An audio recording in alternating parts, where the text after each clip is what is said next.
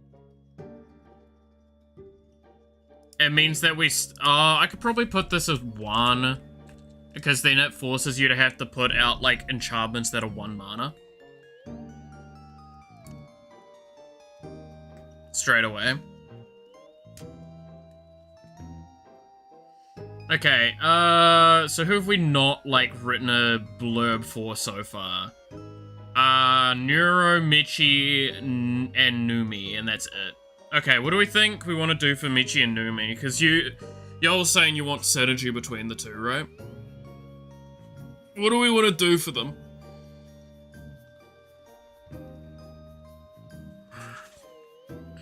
Because we could probably just make them partners.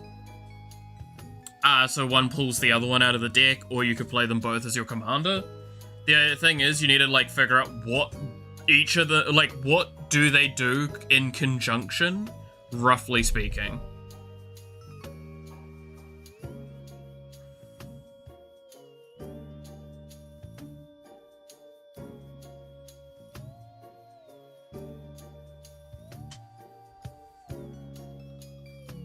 Something like summoning one pulls the other from the deck. That's literally what partner means. Devil. That's the point I'm making. If we make them partner, they do that naturally. Oh,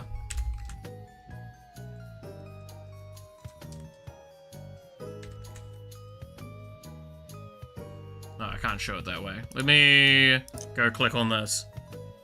If I look at the term partner, it means that they can work with things. However, if we have partner with, the wording on partner with is when this creature enters, target player may put the other one into their hand from their library, then shuffle.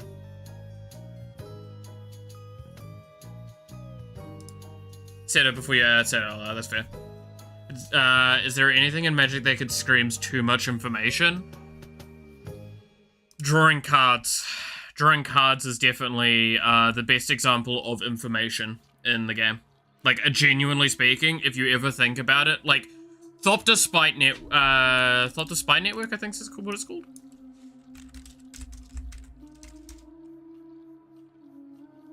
Thopter Spy Network. This is the example of how to determine what your things. Whenever one more artifact creatures you control deal combat damage to a player, draw a card. This is a spy network. So this basically means these little Thopters are being sent in to spy on you. What does that mean? You get to draw a card. That is you gaining information. That is the best way to view that sort of thing.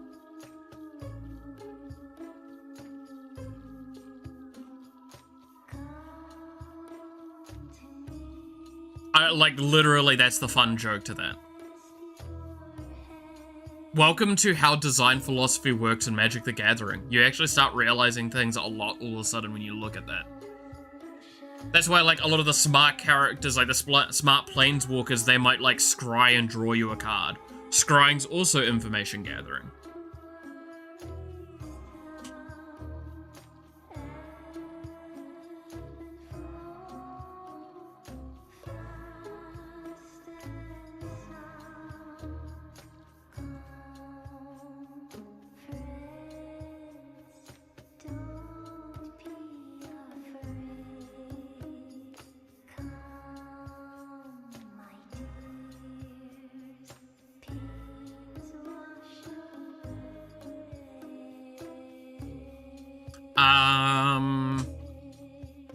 So if we're going to do them as a partnered mechanic, we're going to probably have...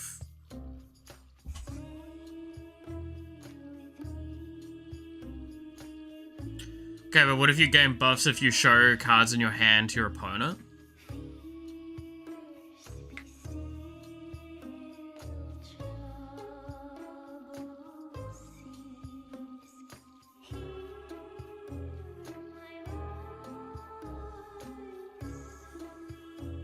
What you'd do in that case is you would reveal your hand and you'd probably, like, get to put something into the field.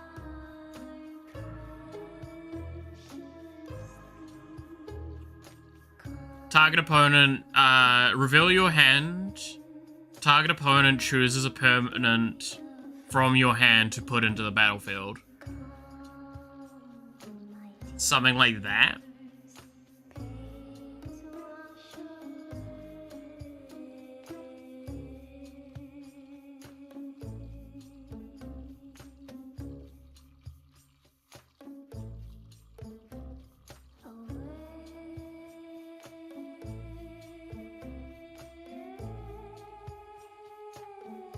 I mean, it could also be a fact or fiction commander. Thinking about that.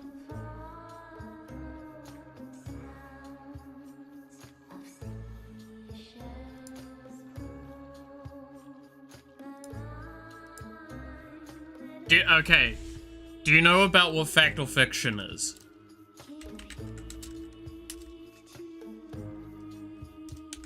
So fact or fiction is a effect technically, but this is the main card for it.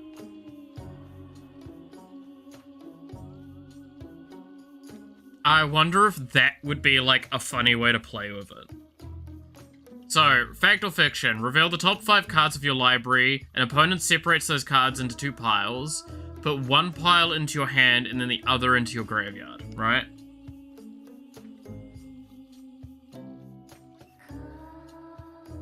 So, the Celestial Toymaker is the fact or fiction commander. Now, I apologize, this is going to get a little wordy, because you can already see there is the Celestial Toymaker right next to my head. Fuck me, it's a bit of text. Let's go. When the Celestial Toymaker attacks, look at the top 3 cards of your library, exile any number of them into a face-down pile, and the rest into a face-up pile. Defending player chooses one of those piles, put that pile into your hand.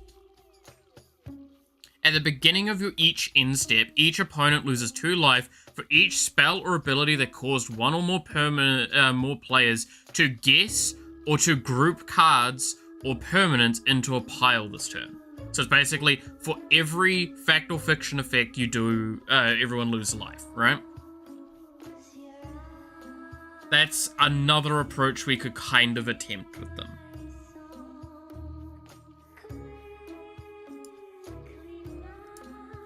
Well, you said already kind of works. I agree to an extent. The problem is, how do you make both of them work with that effect? Because the explanation of the effect I gave earlier with the, like, reveal your hand, target opponent chooses a permanent to put into the battlefield out of them. Okay, what? All of that's one card. Like, that's all one effect, right? It's like, on attack, you do this.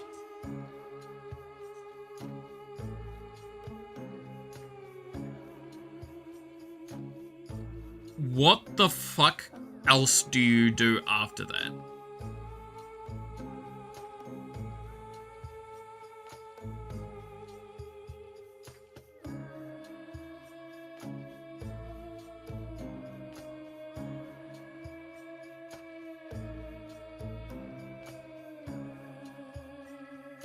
Wasn't there a card that made you play with the first card of your deck revealed? There's several, but yes, there are effects like that in the game. There is a lot. That is a fairly common effect. The most famous off the top of my head is That's not how you spell it.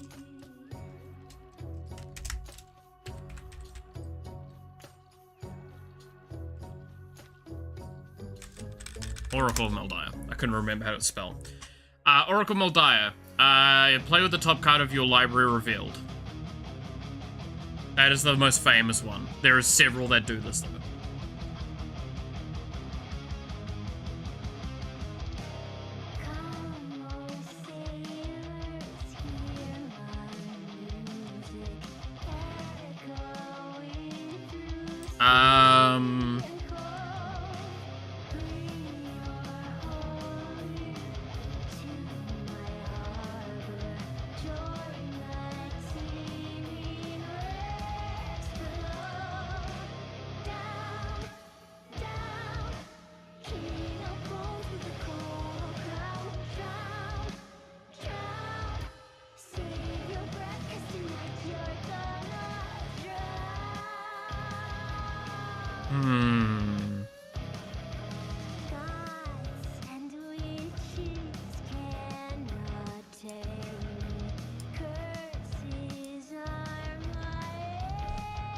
We could have one be like top deck orientated, one be hand orientated, so you're literally playing with everyone knowing what you've got in hand.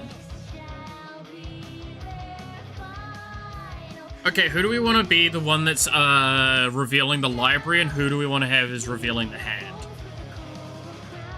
Because I can see both. Who's the one that's revealing more history and one that's revealing more current events? Think of it like that.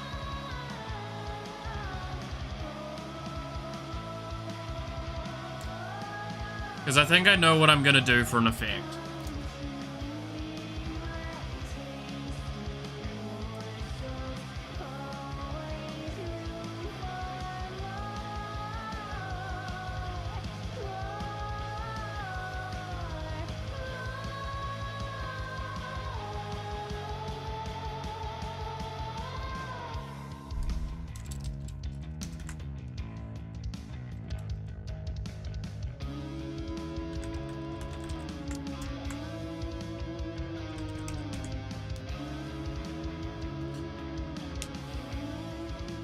I was thinking of that exact in the past present term too.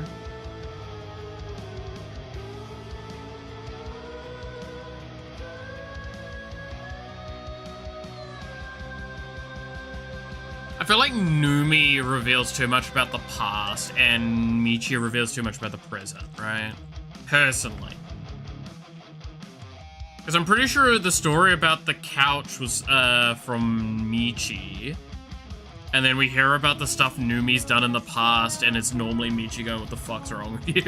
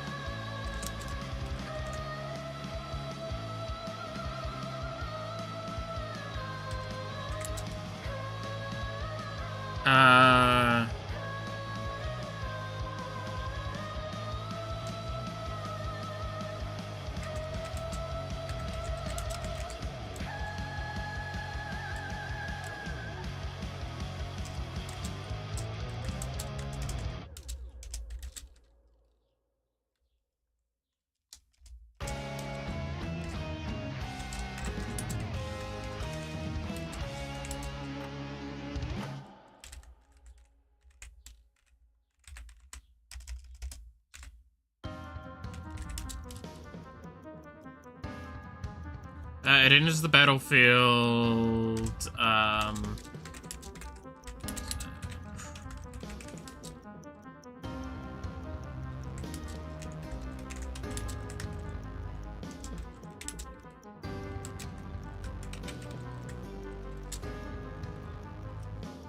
nah. We'll just have it into the battlefield. I don't need the tapped and attacking thing, that makes it probably a little too much.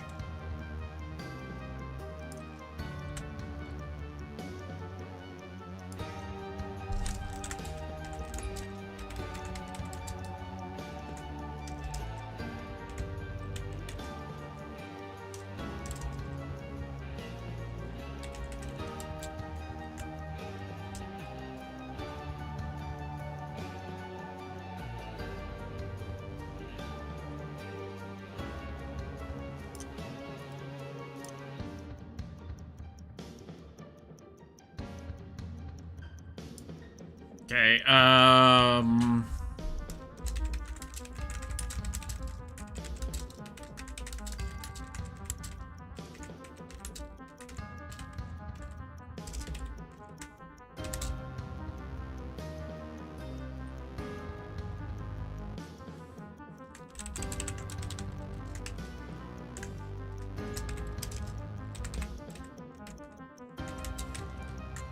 play the top card of your library reveal. So, okay, when this attacks, reveal your hand is what it's supposed to be.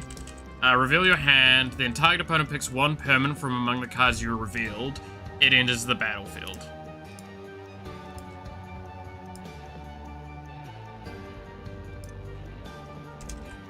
I think I can have this as 2 enter the battlefield.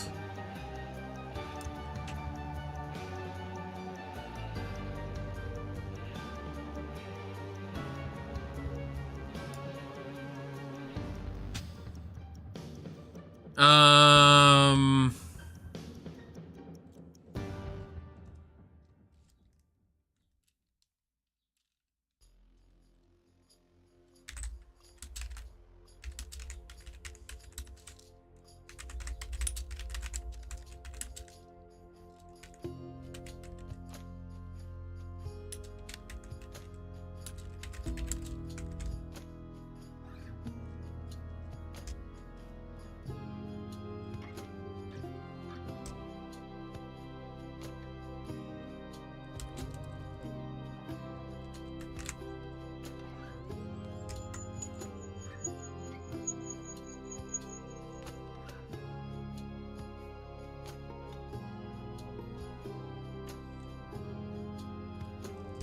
No, that's not how I need to phrase this.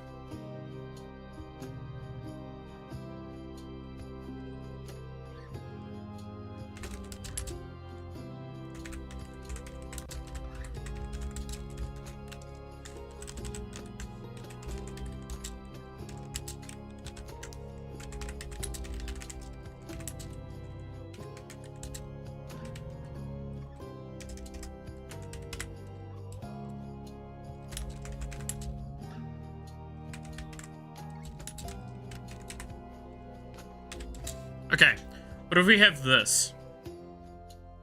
So we have Michi is when this attacks, reveal your hand. Then target opponent picks one permanent from amongst the cards revealed this way. It enters the battlefield.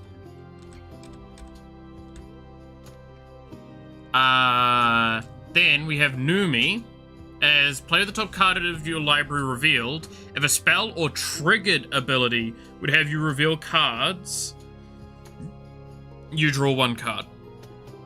So let me explain what the fuck that means, because there's going to be a potential little bit of a confusion. The phrasing on here is very particular. The play with the top card of your library revealed is a continuous effect, right?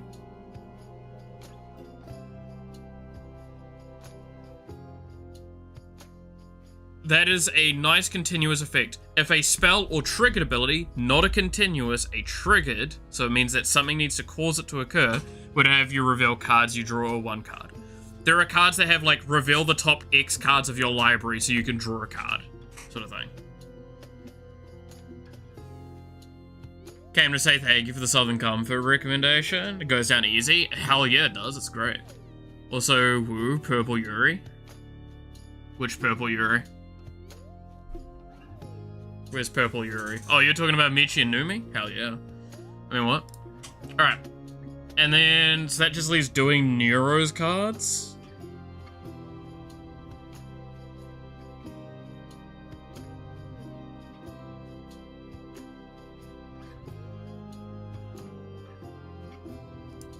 So, Nero is probably going to be...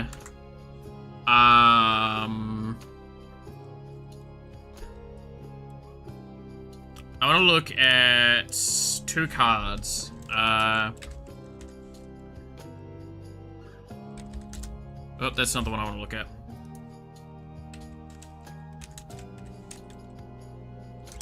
Yeah, Battle Sphere.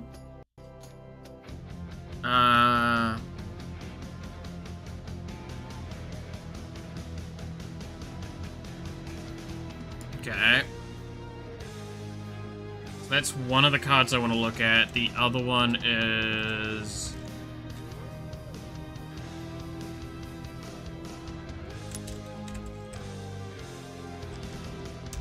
Liberator.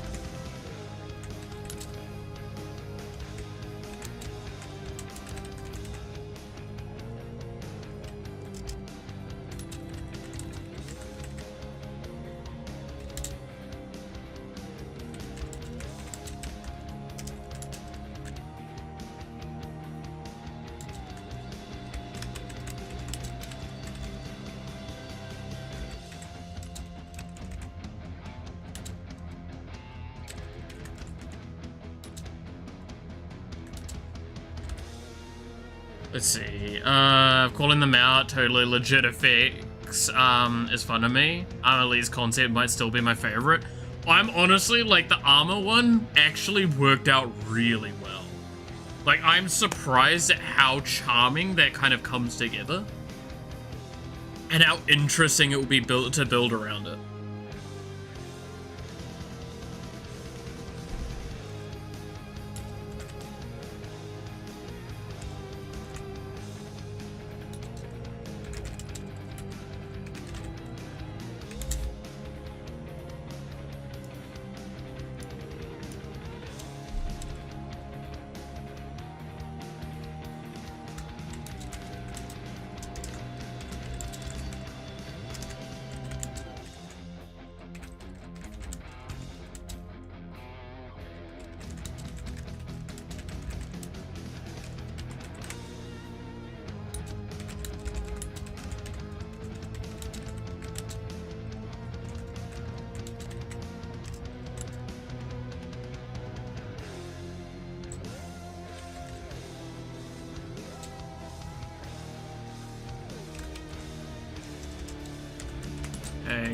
Inks to melt.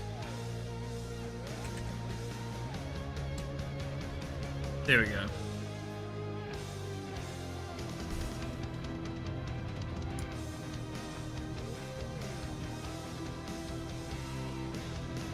But yeah, no, I do kind of like that. I think that I actually am surprised that so far I'm pretty content with the design of all of them though.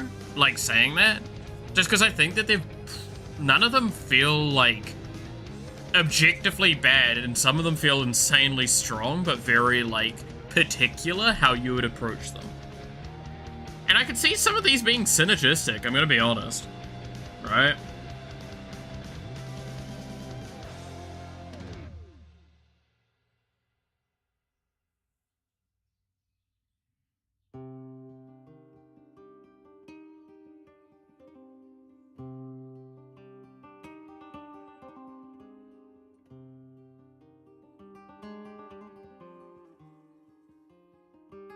But yeah, look, the Monarch ones, the two different Monarch things we have here are just so nice.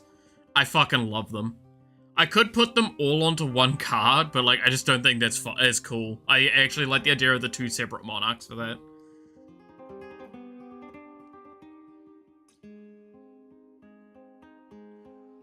Oh my god, wait.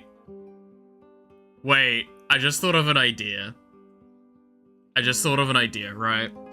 I've not got her on this list, but I just thought of one card.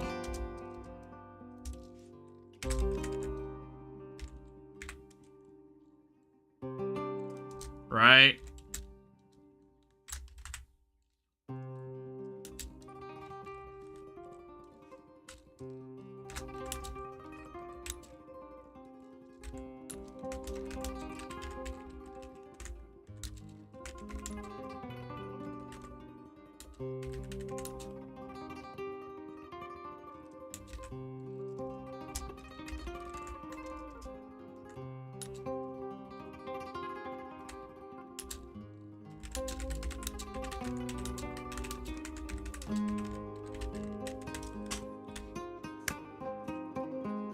Bless the Lord with this idea.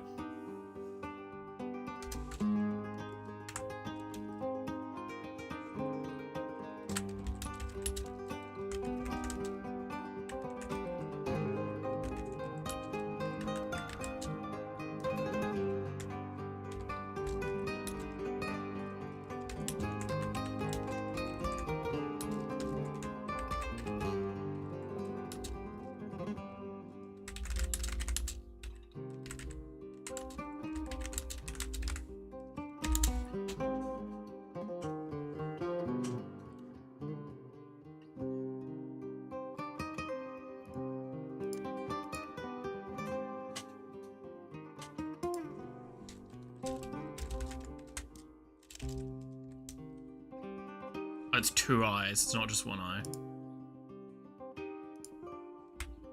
It's like, I was pretty sure, but yeah. No, Crony has partnered with herself.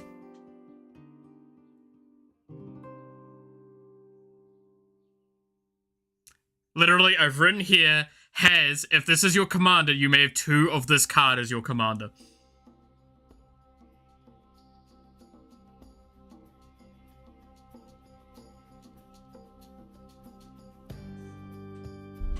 How did I not think of this before?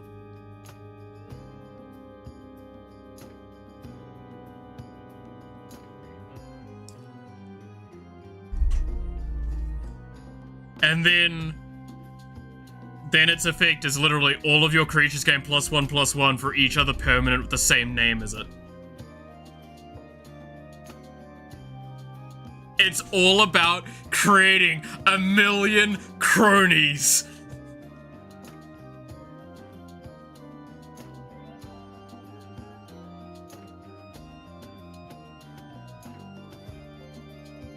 My God.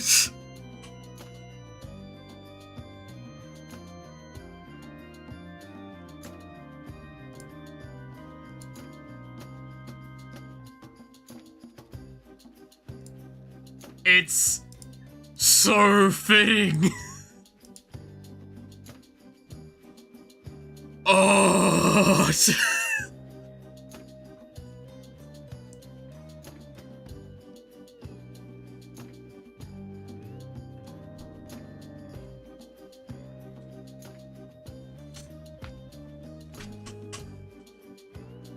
You foolish fool of foolish fools. You don't understand. They're all crony now. I can already tell you how I would build that deck too. It would be so dumb and so good at the same time. And just the idea that it's like you get 2 of the exact same commander. Not even like 2 of the same character, like split. No, it's literally you get to play this card twice as your commander. That's actually so on fucking point.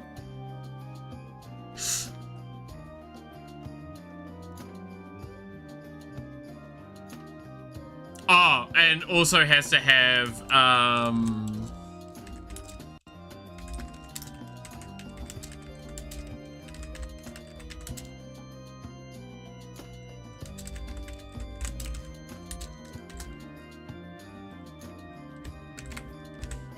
your deck may contain any number of cronies. So you could have 2 cronies in your command zone and like 40 cronies in your deck. It's terrible because they're all legends, but like, it's amazing.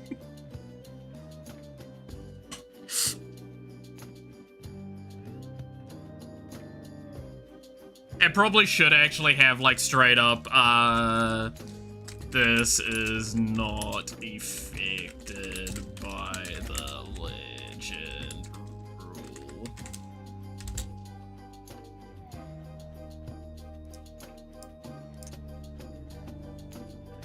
You're playing a dangerous game, old man. This is amazing. What do you mean? This makes this deck like all about as many copy effects as you can possibly get. I don't know, actually, you know what? With that being the case, I'm literally going to remove the it can contain any number. Where it's only going to have partner with itself.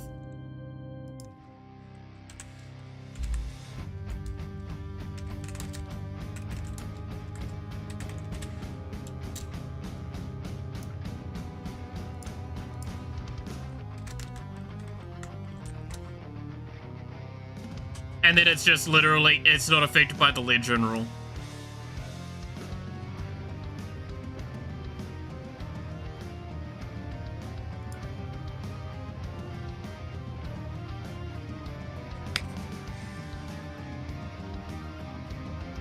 Make your army of cronies. Born.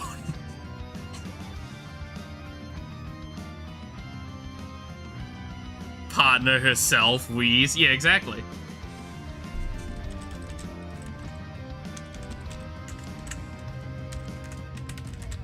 I'll put it as herself because it's itself because I was just doing the brain of must write this way.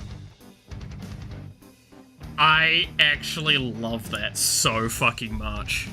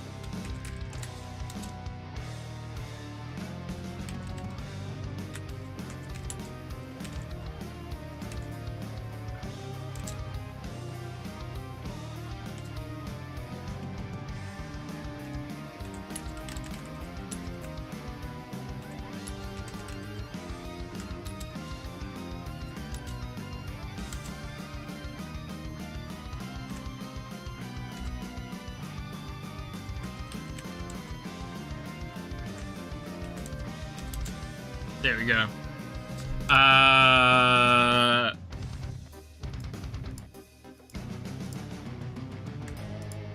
So we'll have... Okay, so what do we do for... So what do we think of this so far? Neuro has Defender and Flash, artifacts and colorless spells you cast at Flash. When you cast an artifact or colorless spell, create a 1/1 Thopter with flying. On the beginning of your first main phase, if you control blah blah blah to melt. Right, so ignore this part like the on the blah blah blah. This is literally the generic wording for this with like... if we go here, for example, I'll show you exactly what I mean. At the beginning of your first main phase, if you own both blah blah blah blah blah blah, you may play blah. If you do, exile them and meld them into blah.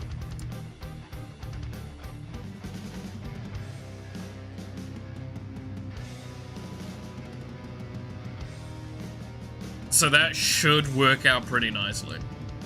Gonna sleep soon, so I'm gonna leave you up and send you a DM. Hell yeah. I mean, don't leave me too far up. Okay, what am I getting as a DM? Nice. You do not want to know how much I would drink of that if I had the chance. Fun fact, the specific version I told you about before, the 100 pure one, I have drunk the entire liter bottle in an evening. That was a 40% alcohol. Do not do that at home, kids.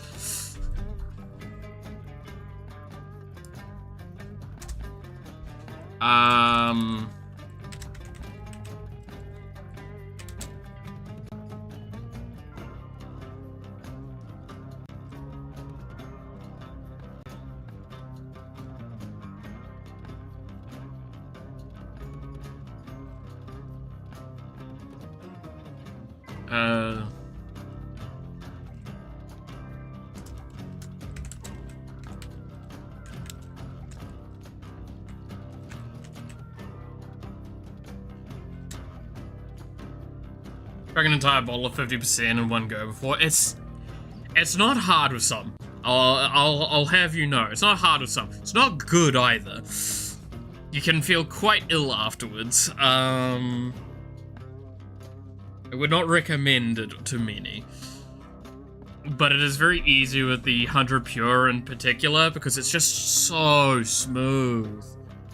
But I'm glad that you enjoyed the other one, though. Just the normal Southern Comfort, which is also really solid.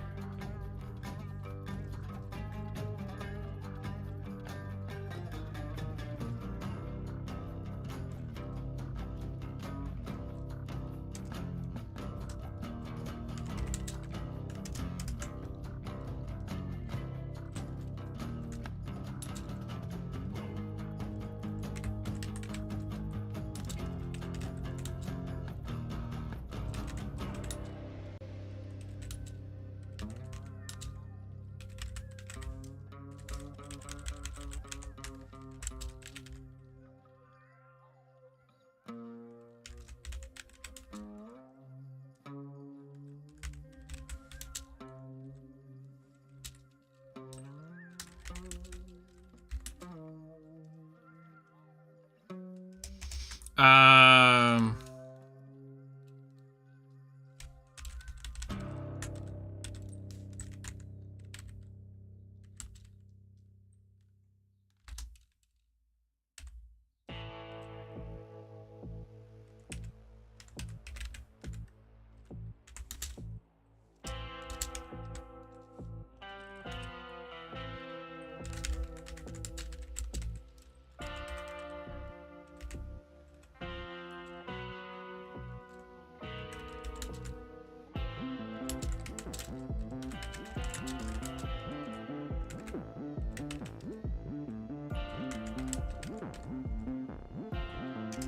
No, wait, I'm gonna...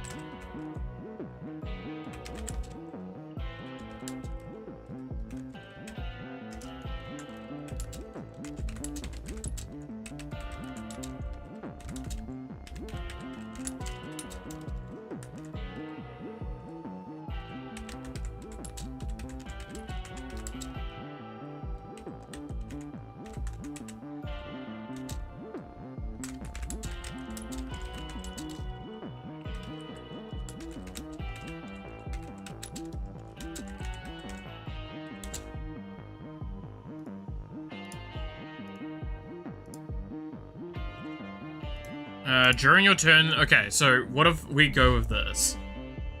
I didn't feel good before, to be honest, but yeah, drunk and a comfort person hopefully helps. I'm glad. Alright, let's try this. So, the meld between Neuro and Evil is the Swarm Unified. There's Reach, Indestructible, gains +1/+1 for each artifact you control. Your artifacts and colorless spells cost 1 less and have flash. And during your turns, you may exile any number of artifacts from your graveyard. You may cast the copies of these.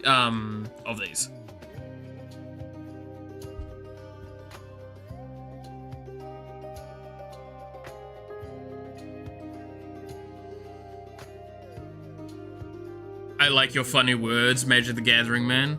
It basically means the Swarm Unified is a big fucking monster of a thing. That means your stuff costs less, you can cast it whenever the fuck you want, and then during your turns, you can rip your graveyard apart and throw it back onto the board.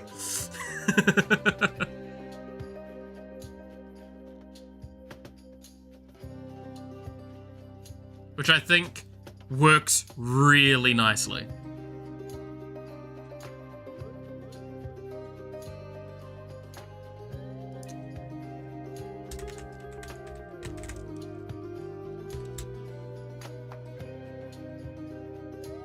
Also, by the way, fucking Evil potentially may be strong. I don't know if this is too much. So Evil has Defender as well. When this enters, deal damage to the target. I hate this thing trying to correct me. To target creature equal to the number of artifacts you control. Excess damage is dealt to all other non-artifact creatures. So basically, if they have like a 1/1, and you shoot it with this, you could potentially board wipe everyone but you.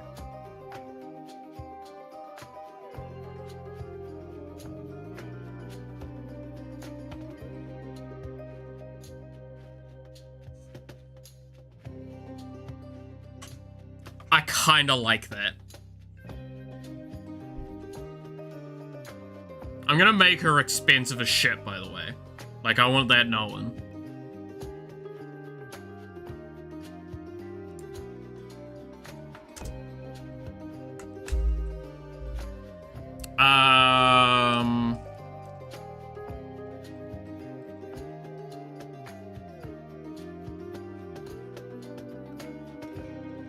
Okay, let's do a couple of other Iron Mouses and then we'll actually just start designing these. I spent like 3.5 hours on this. Actually, no, it's probably been about 3 hours specifically on this stuff. What's another couple of Iron Mouses we could do? Because we've got the one that just is, you're the monarch, on your upkeep, you can return stuff to your hand or to the battlefield if you're the monarch instead. What else do we want to have?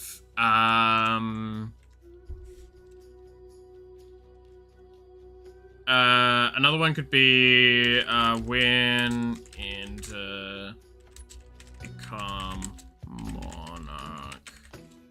So I'm just gonna quickly write that. I know that's gonna be not how it's phrased, but I'm just writing it to... honestly, you know what I should do? I'm just gonna keyword this for now, monarch. So we know that that's like, enters monarch. Then, when you cast a legendary spell,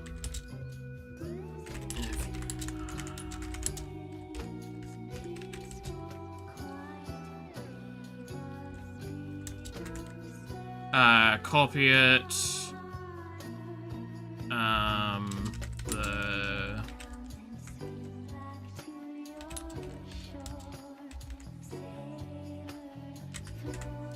There we go.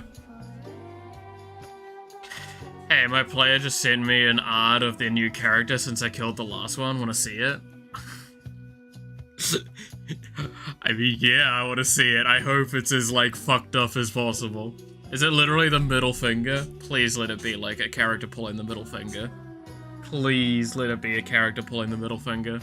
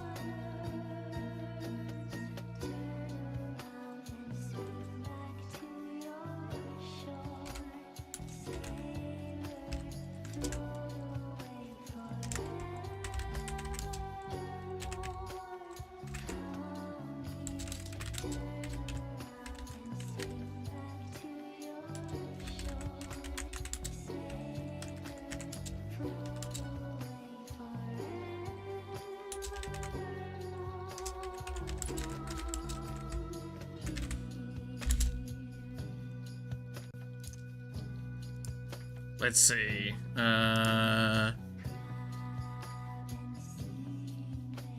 This is the character that died. Okay.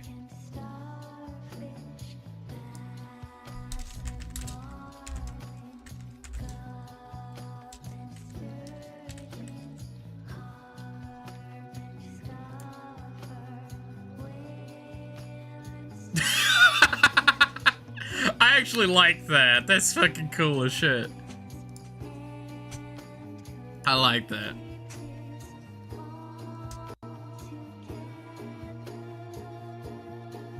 That's very nice. Okay, so we've got Monarch. When you cast a legendary spell, if you're the Monarch, copy it. The copy is not legendary. Then we have another one, Monarch. On upkeep, create a 2/2 black zombie. If you're the Monarch, instead create a 5/5 demon with flying, which is really scary.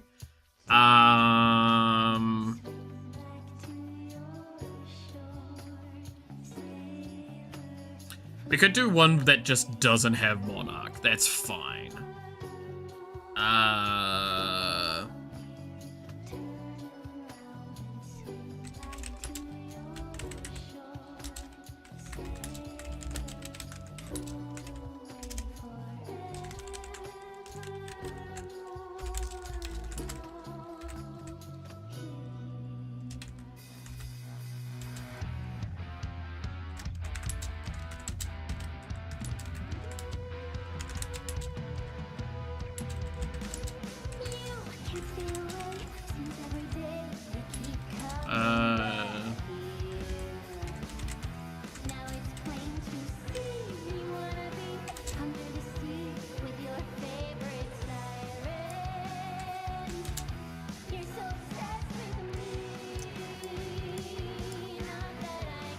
Alright, there we go. Boys wanted a game, so no sleep? God damn it.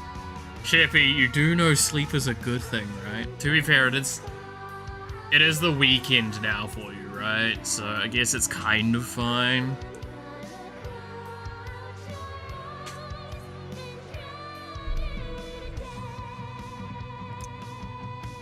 It's kind of fine. It's kind of fine.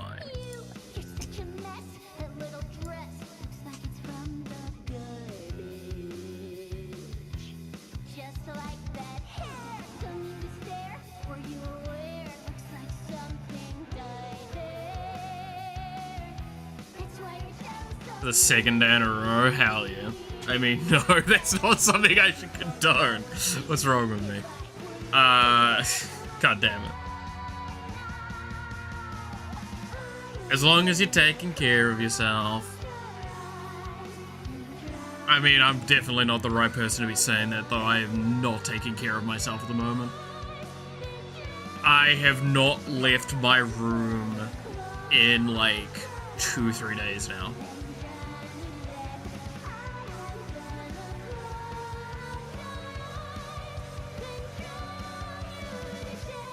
So, you know, when you don't have a job every day is a weekend for you, that's fair.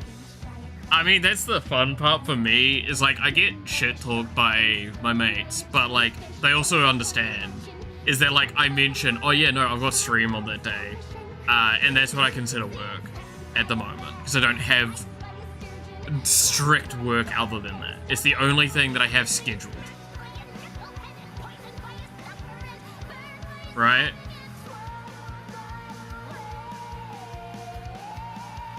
Haven't been able to keep food down in the last 24 hours.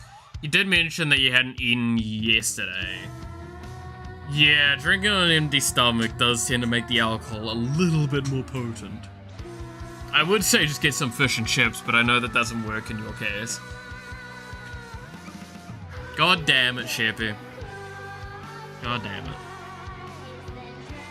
I feel like the best part is, right, is that, like, as an example, if you and I lived together, it would be this constant effort of looking after the other person, right? As it's like, I would be there making sure you don't do dumb shit, but like cheering you on enough to have fun. Never like letting you push yourself too far. Meanwhile, you'd literally be sitting there going like, please don't die. It's like, I can't promise that right this moment. Can't keep it down if it's the issue. Yeah.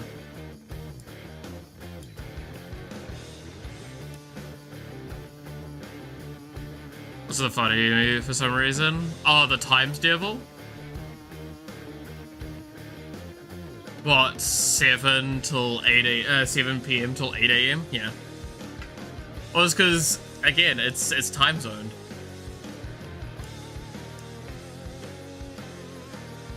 I love that. It's great.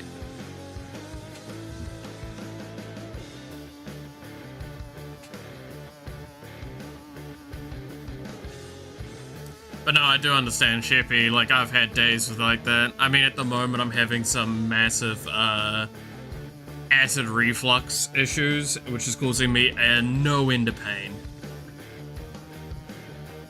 And when all I have is other, like, very oily foods, like, the only thing I've got at the moment to eat is noodles, like 2-minute noodles. And the pizza did not help because that's always, like, super excessively oily. I mean, to be fair, the pizza was a terrible fucking purchase, but I did it nonetheless because I needed to. It's my rule when I'm super depressed and in a mood, I order pizza. I don't know why I'm so compelled to order pizza during those times, but I am.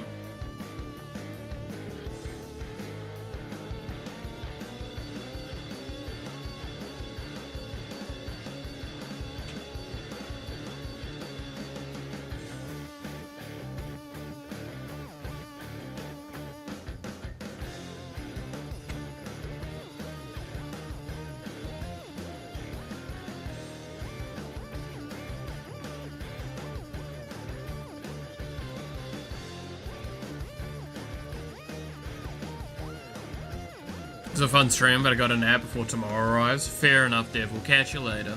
Have a good sleep. To be fair, I should be finishing up soon myself as well, right? Not like I've got an incredible plan ahead of me for the rest of the day, but I think this has been fun so far. I kind of want to piss around with the card maker thing to see what it looks like, though. It did finish compiling. So I assume it's this?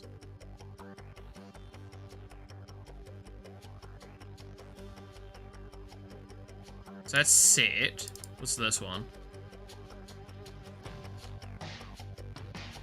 Same thing, okay.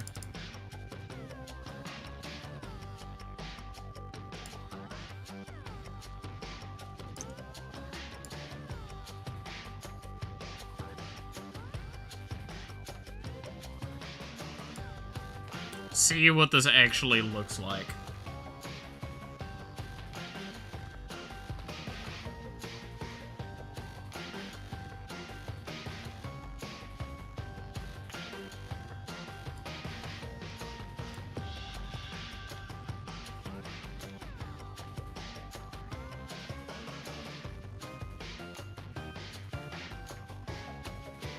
Flip thing,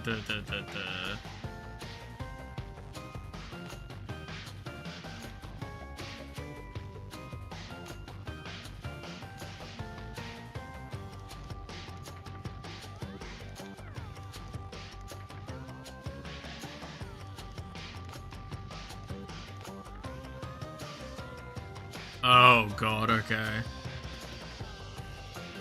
That's battles, that's classes.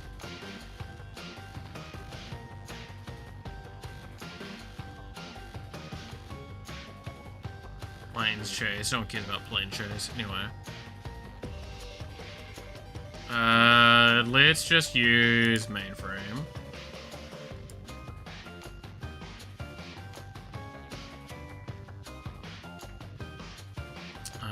Okay.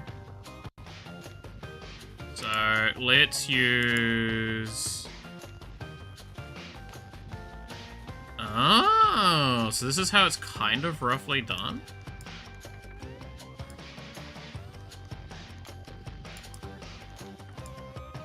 Okay. So let's like play around with the idea of this a little bit. So let's do the armor one, alright?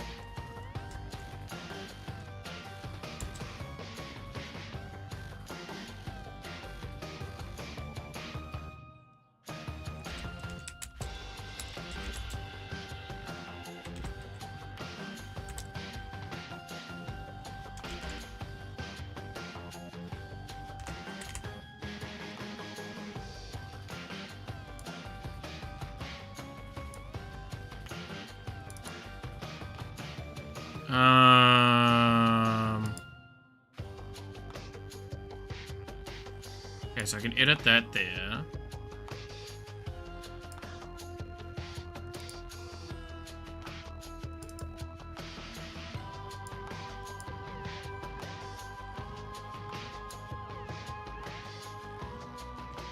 Oh. Okay.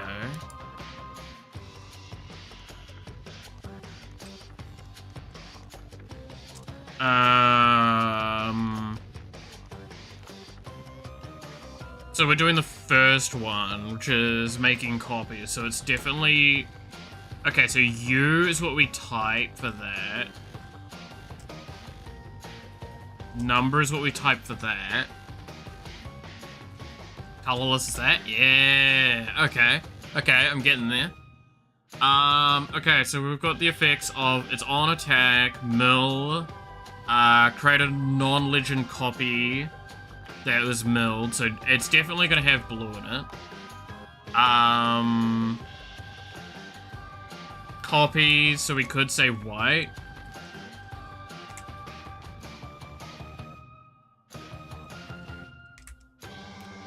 It auto-adjusts, nice, okay.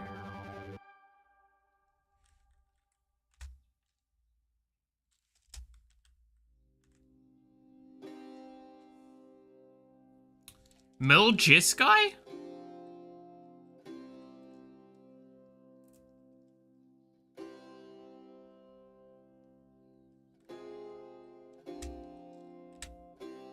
No, I actually think it would be this. And then probably a 2. Also, I just realized that I forgot, yeah. So mana value would be 5.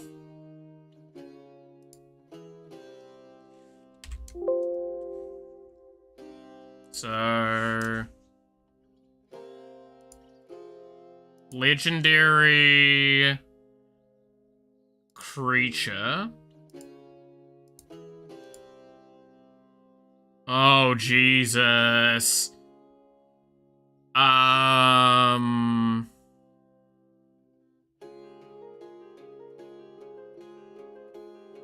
What race would we put us in? It would probably be human, technically. Hag.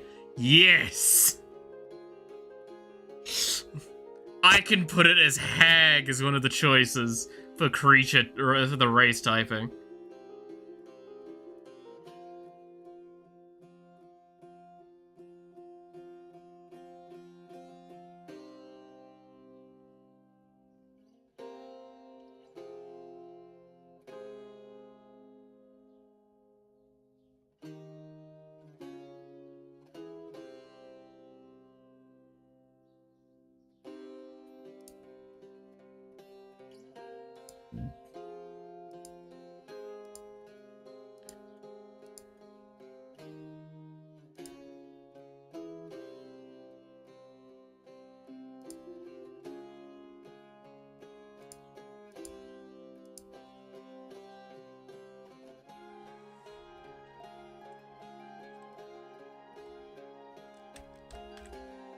Probably 4/4. No, give her a bit of a bigger butt.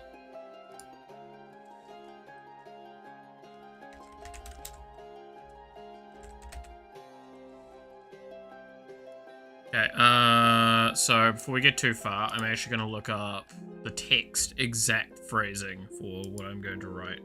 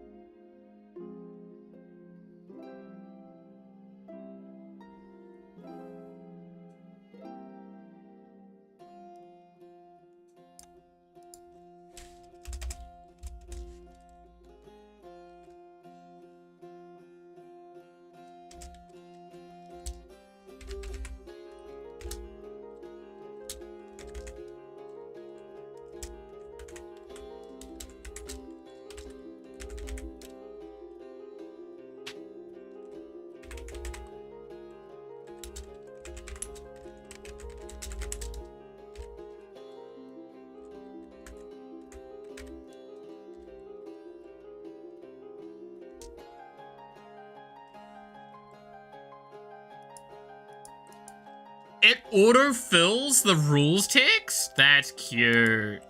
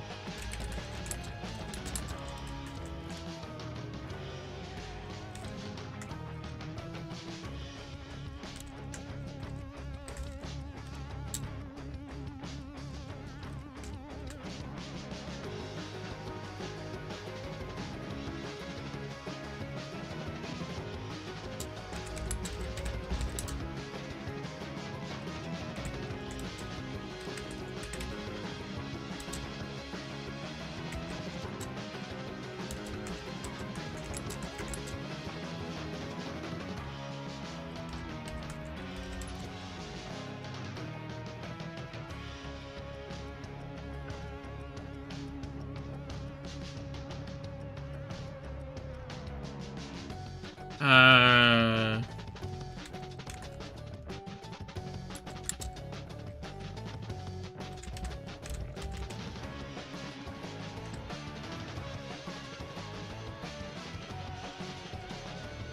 Non-legendary.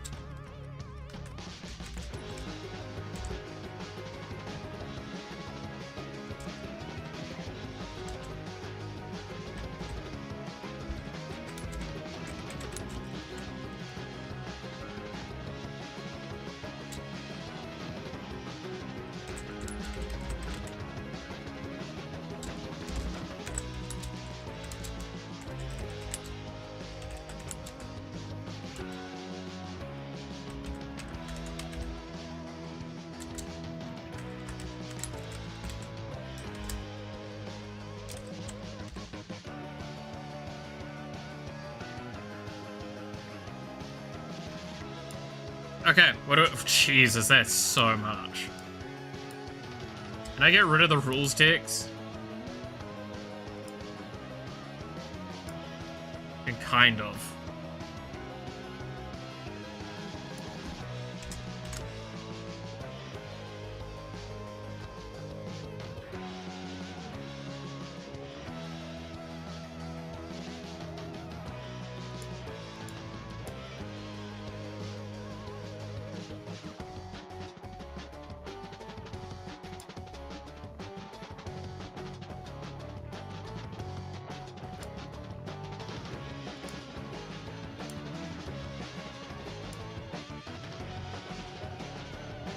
Yeah, we're gonna have it as just set as a universes beyond, just for the sake of things.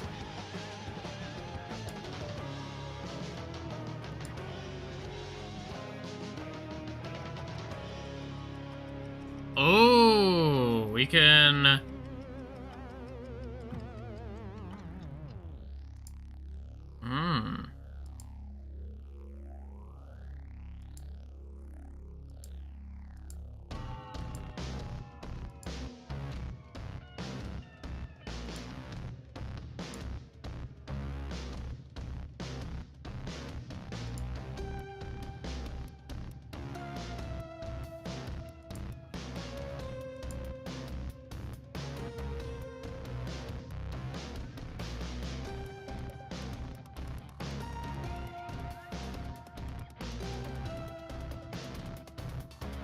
Ah, okay. Eldrazi. Oh. This is fairly comparable, actually. I'm a little surprised at this. Apparently the output isn't very high quality, which I can kind of already see.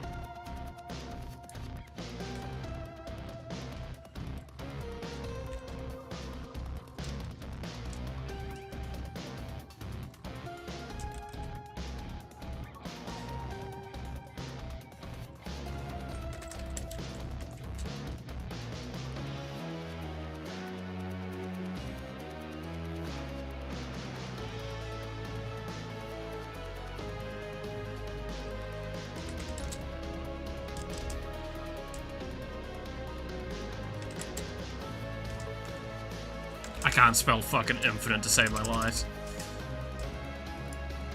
How do I spell infinite?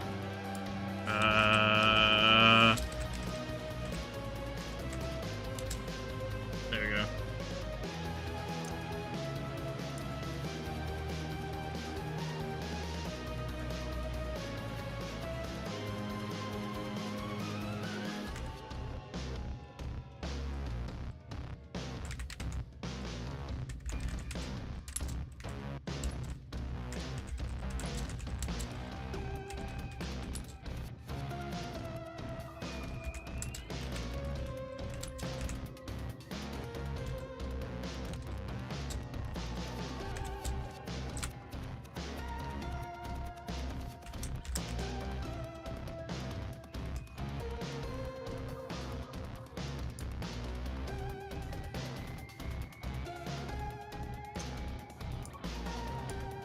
Doesn't actually look like it's italicizing it, but I don't know.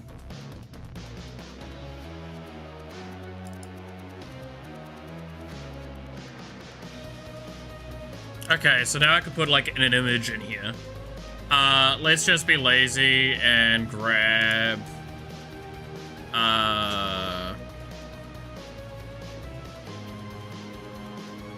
the, I don't know, the splash art that I have of her.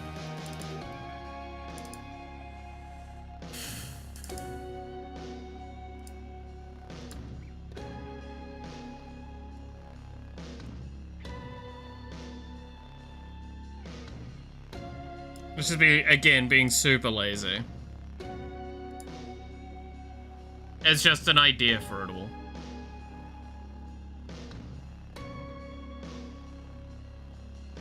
I mean, we could just like straight up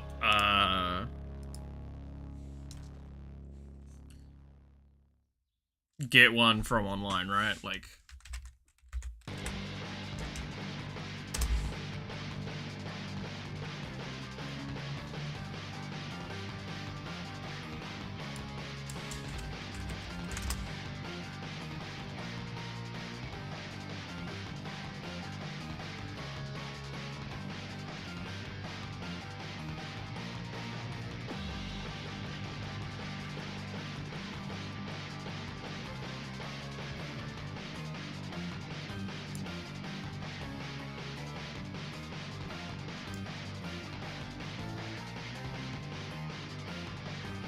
oh look, it's the V Shoujo image they have. Yikes.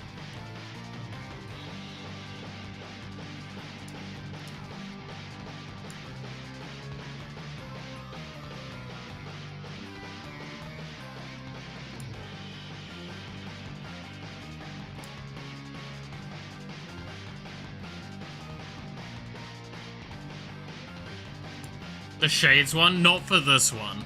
We'd want it for a different one. But for this one, we want to have as queenly looking as one as possible. It was either this one or this one, I was thinking.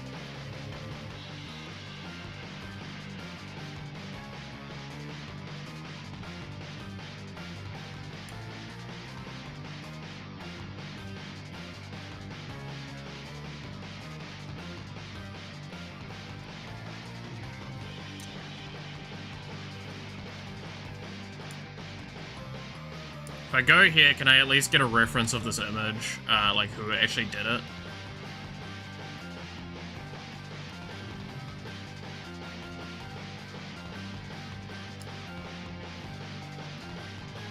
No, it doesn't tell me. Okay, I'm not gonna probably use it anyway properly. We're just using it as a placeholder for the moment.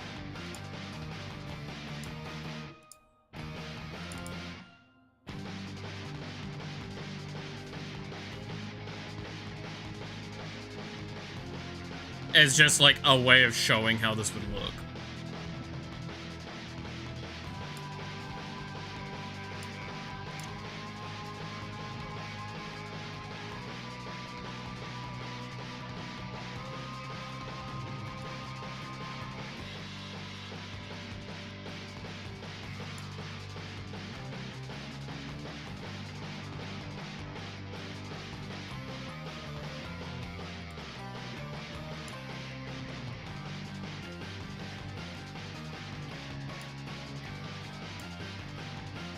So like that.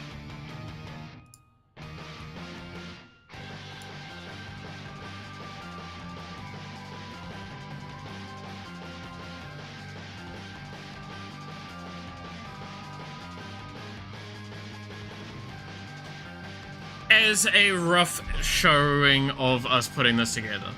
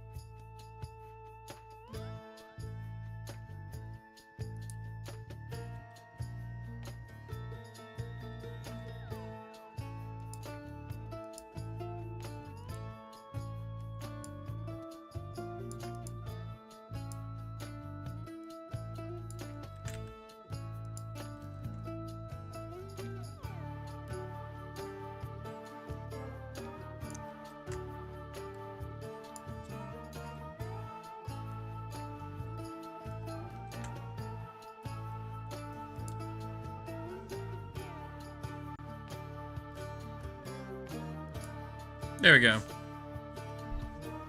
Very, very quick design loose thing. Looks way cooler than it should. It's a cool idea for it. Again, this is exactly a reiterating. This would be what we would do as a, like, hey, this is what it kind of looks like. Because what we were seeing here was people saying, like, it's not great for export quality. And that's why I'm like, I don't really like the fact that I'm using an image where I can't find who the artist that did it is.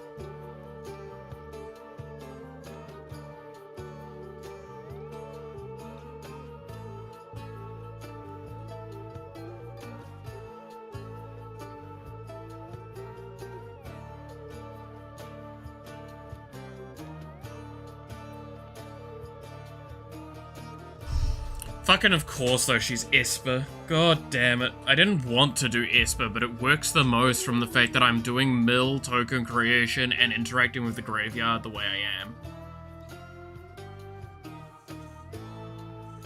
Cause, like, fun little fact, by the way, in case you want to know how broken this deck could potentially get. Really, in case you're wondering. Anointed Procession is an example I'm gonna give for this.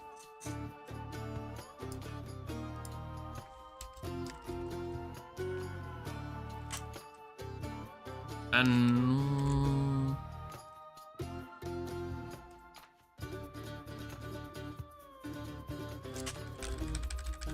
cool, there we go. Anointed Procession. This is why you have to be careful with any deck that you put white on its colors and tokens in it. And if that would create one or more tokens under your control, it creates twice that many tokens instead. If you're the Monarch, create a non-legend token of copy target non-legendary token copy of target permanent milled this way. Again, probably the phrasing would need to be altered a little bit, but basically, this means I could just go like, oh, would you look at that? I get 2 of these now. Oh, would you look at that? I got 2 Anointed Processions. That means any next time I do the same effect, I'm getting 4 tokens generated from this. Be thankful there's not green in here. For fuck's sakes.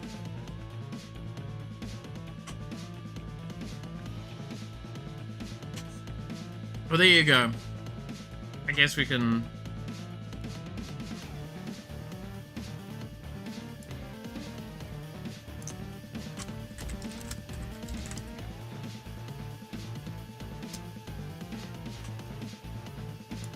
There. Queen of Armorverse? True.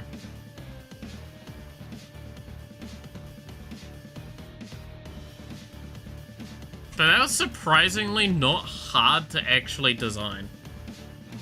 I want to eat those butterflies. I don't think that'd be tasty. Alright. What's another character we could probably toss together then quickly? Kuro? Yeah, let's do Kuro's one.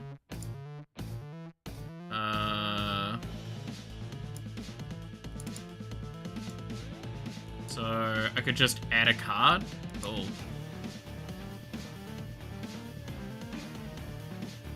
Yeah. Let's do... Alright, so like I said, Kuro. Let's make that scroll down.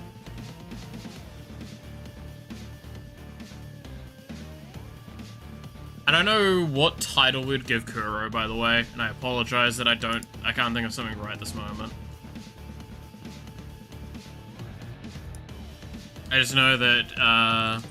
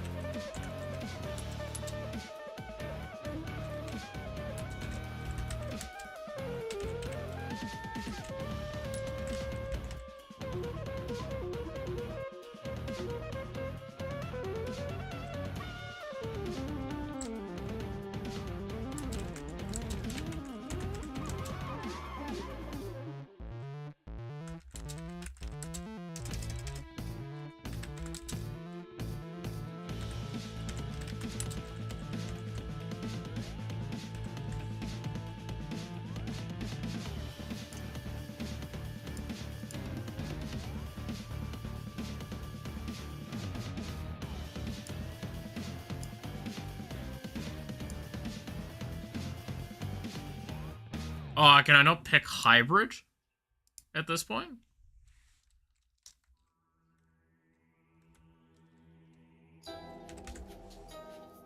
Oh, it auto does it. Oh, okay.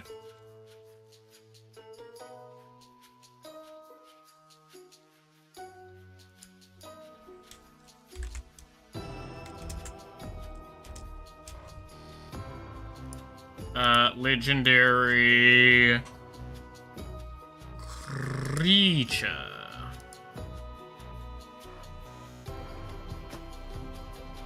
Zombie. From Slime Tension. No. It's all VTubers.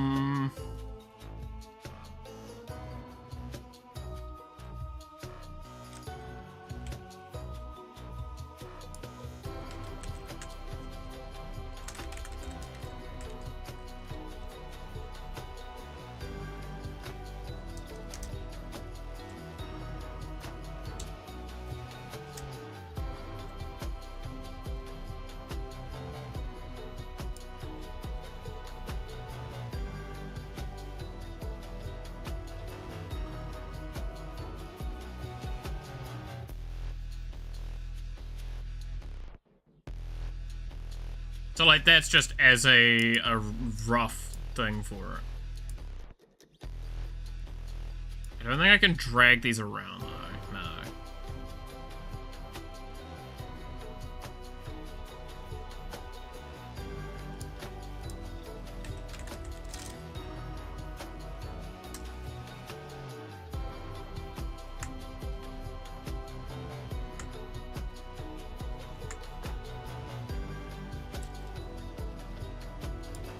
Cool. Okay.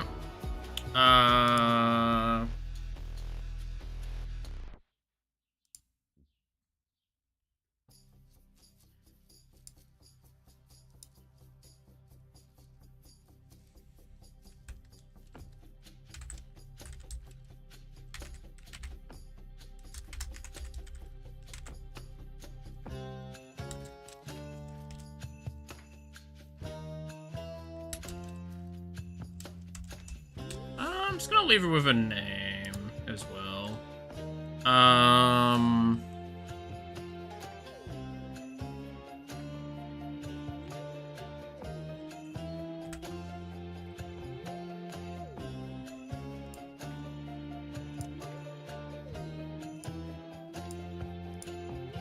Legendary creature artifact. I cannot do both? It's artifact creature. Okay, there we go.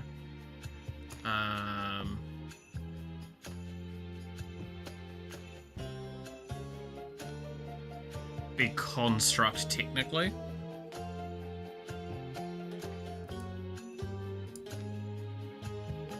There we go. I feel and hurt my knee. You fell and hurt your knee. That's not good. That's really not good to do.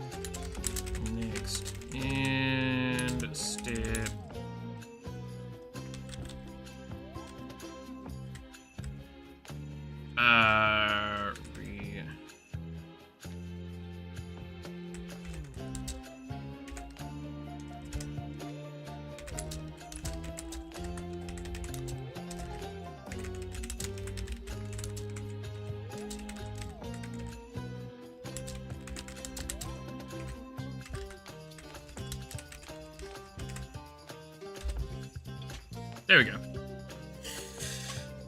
I heard that's... How bad is it? Is it just really banged up? Does it not feel great? Or is it a graze? Please tell me it's not a graze. I'm actually gonna be concerned at that point.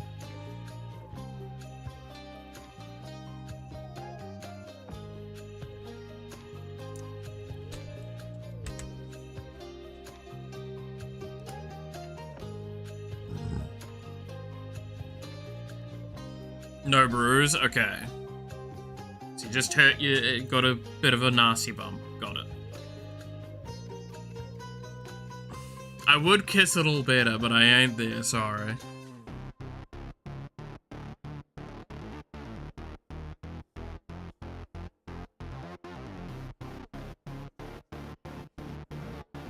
Just hurt, tired. Maybe. Incredible idea. It's time to go to bed. And lie down.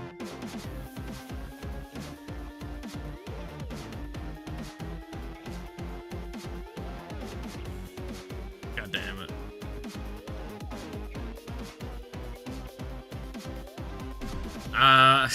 God damn it.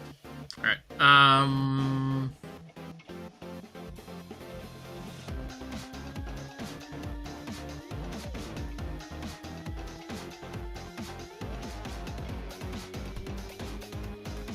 yeah, I think I leave this as a full mana thing. I think Demir's the exact colors this needs.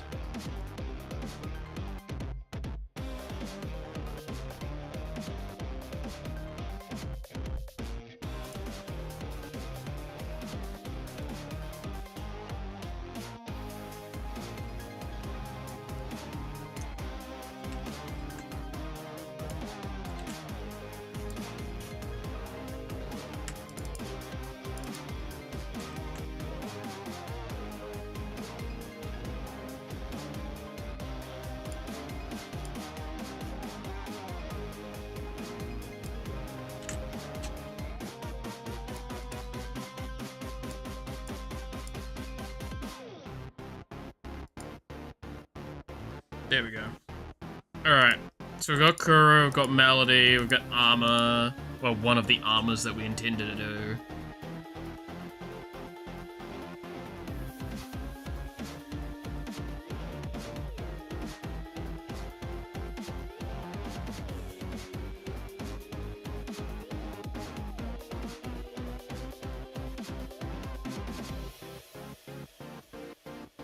I really like how that armor card came out, actually, by design-wise. Like, I don't think it's that strong, but I think under the right circumstances, it creates a really intricate way of playing. It's not, like, overly complex. It's self-mill, right? It's value at a self-mill and monarchy, which are kinda two things that don't work together naturally. They're kinda cool.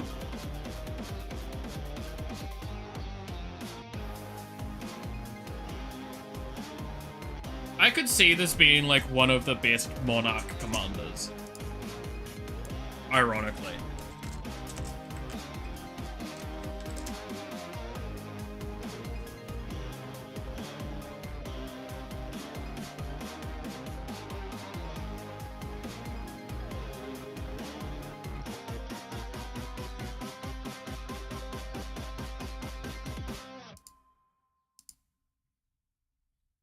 Because there's a lot of cards in this, like, kind of pile that we have here that are Monarch-orientated, but aren't either... They're in Mardu, which, yep, that makes sense, or they're not in these colors. It's just like, this is a unique one, because it puts it into... puts that concept into new colors.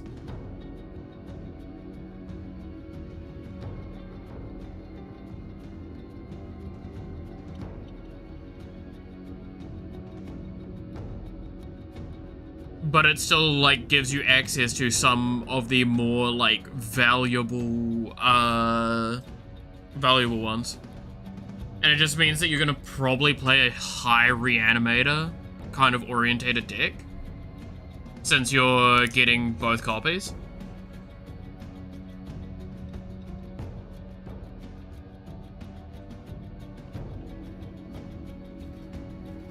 Like, to maybe really cement how strong this card is, the best card I can actually think of to compare it to is Hashton.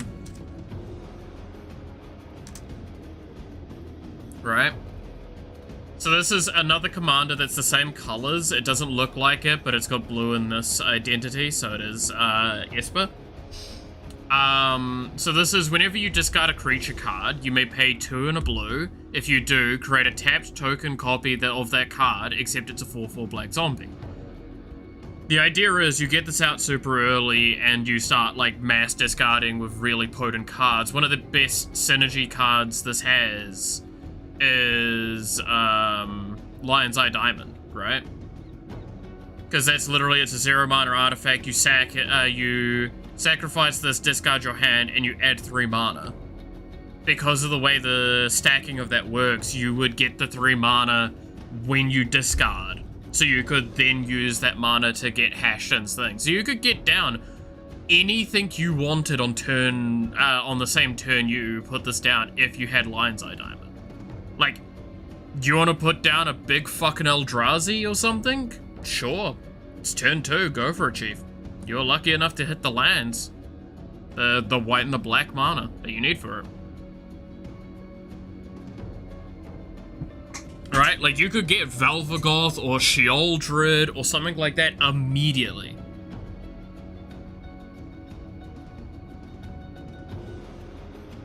Like, it is a threatening piece. So, I'm comparing Monarch to this. This is substantially slower, but it gives you a lot of value.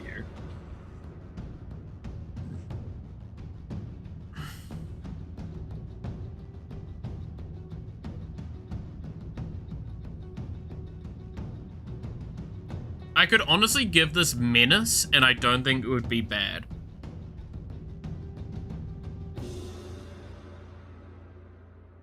By giving you a 5 mana 4/5, like, I'm giving you slightly worse stats for the cost point. And I'm just going, no, you get to be the Monarch, and then on damage trigger though, so you have to be smart. You have to ensure that armor gets through. So stuff like Rogue's Passage becomes really valuable in this one, things like that.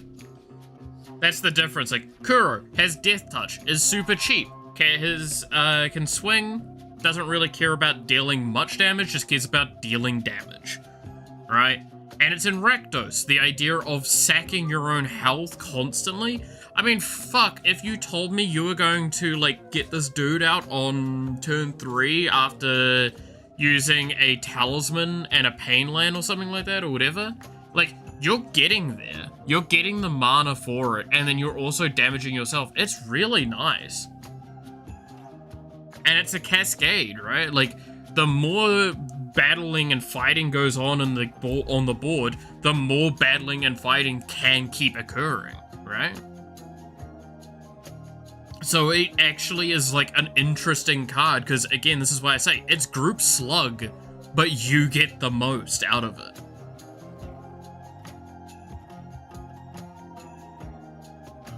Like, again, cannot stress enough, if each player takes damage on the turn, then theoretically it would be you create 5 zombies, each other player creates 1, right? So that's a thing. Hey Matthew, how's it going? Barely made it. Yeah, I am probably gonna be finishing up soon as well. Like half an hour at most. Ironically enough, we were pissing around with custom Magic cards. Ideas.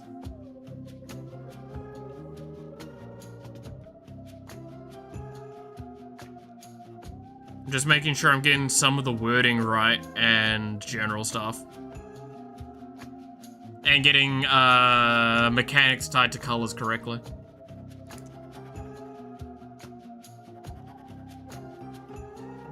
So what's another one we could do?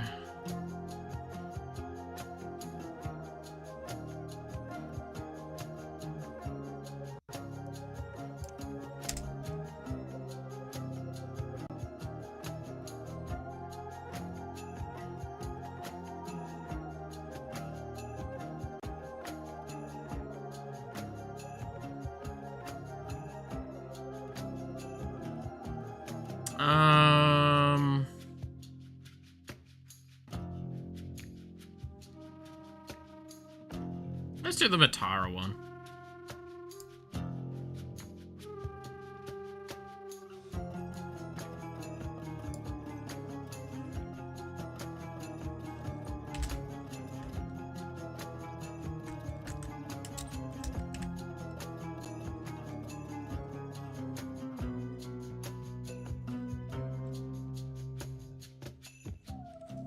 I'm not gonna bother trying to think too much on the titleage.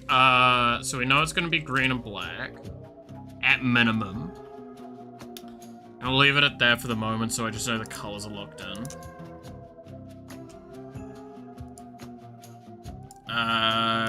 Legendary creature. Insects.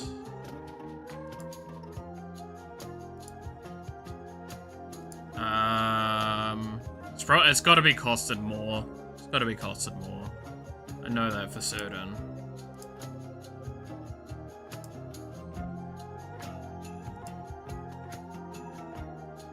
It's a really cool custom card software. It's alright for planning. It's not great for export. Like, the quality of the exports out apparently is really terrible, so I'm just kind of like doing it as a planning thing. It helps speed up a lot of processes.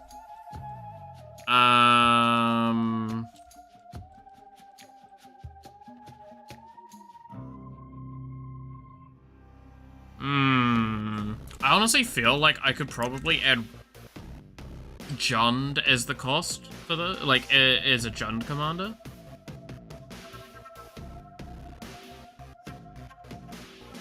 It wouldn't be a miss.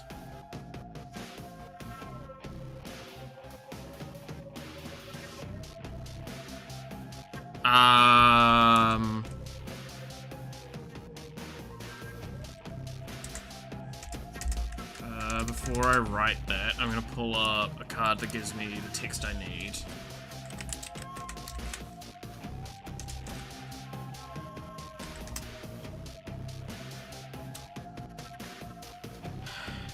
Okay.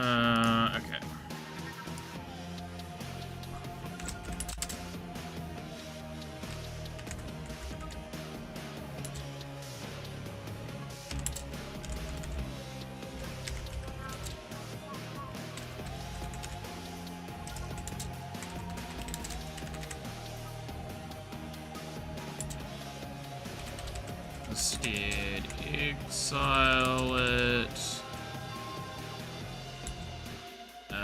Gain.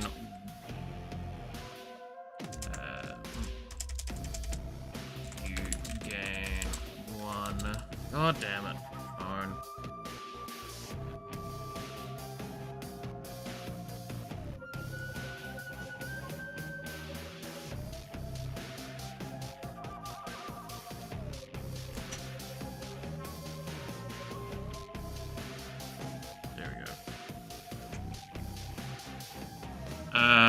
You gain 1 life and put +1 counter on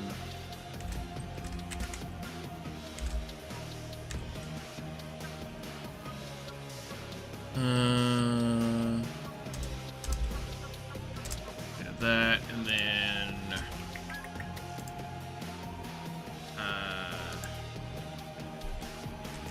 when tax return to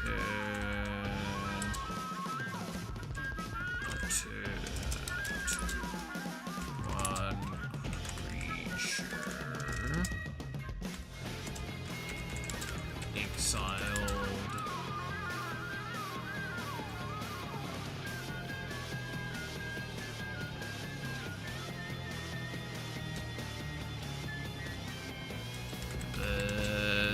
Two.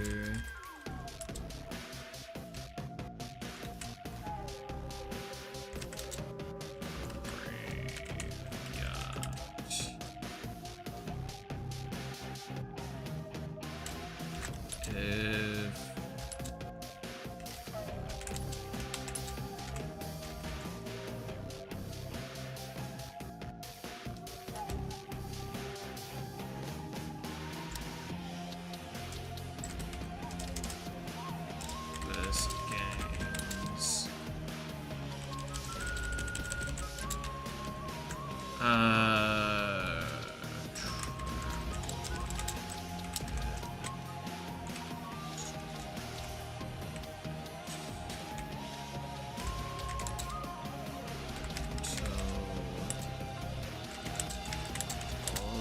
combat.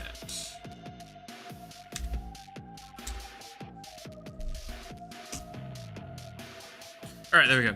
What are you having, trying to have it do? So this one is the Matara one, that basically the general idea is what we're gonna have is it's, whenever a creature and opponent would die, you gain 1 life, put a 1/1 counter on it, and it's exiled by this.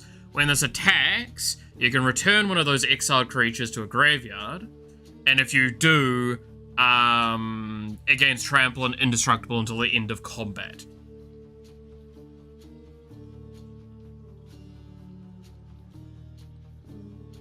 I could add a cost to the return part, and then that could be the way we put Jundin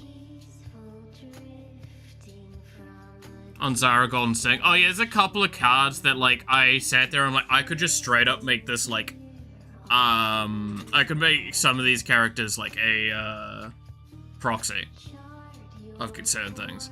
I will just, like, I have looked at 2 in recent times, especially 1 this week, different VTuber sets done by, like, fans and community members of, like, general stuff, and it's like,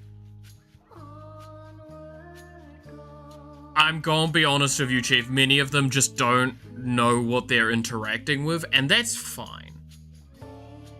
I respect that. You're doing creative things first, you're not doing balance and shit. That's what I do. That's where I come in. That's the weird person I am. Right?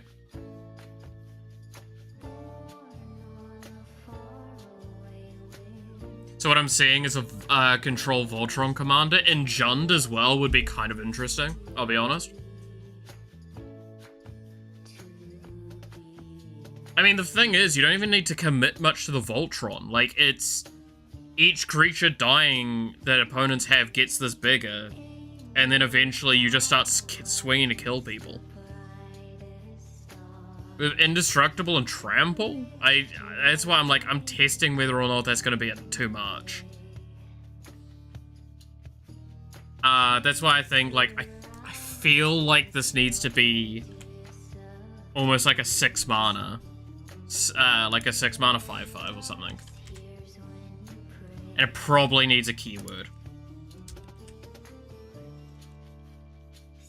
Like, I don't know. Vigilance? Would Vigilance be too much?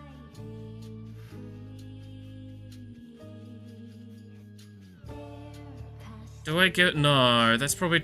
Because Death Touch doesn't work. I don't want to give it, like, Trample base-wise, because that's just obscene.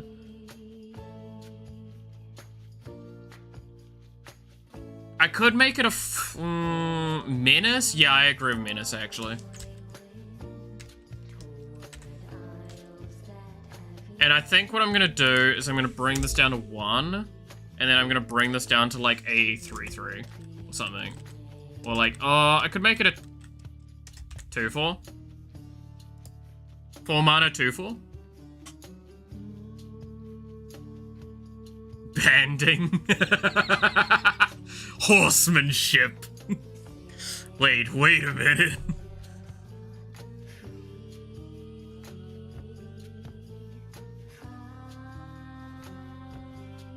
Because, like, if you're wondering what we've made so far, Matthew, this is Armor Lee's one. Esper, 2 mana, 4/5. When this enters, you become the Monarch. When this deals damage to a player, you mill 5 cards. Then, if you're the Monarch, create a non-legend token copy of target permanent milled this way. It gains, if you would lose the Monarch, exile this. Which you can't tell me that doesn't actually sound kind of cool.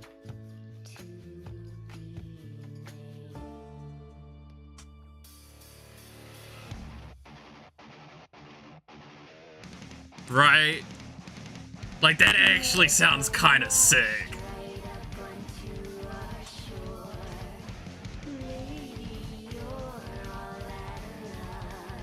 Because it's an interesting take on Monarch, because Monarch doesn't really have a concept of mill as a way of playing it.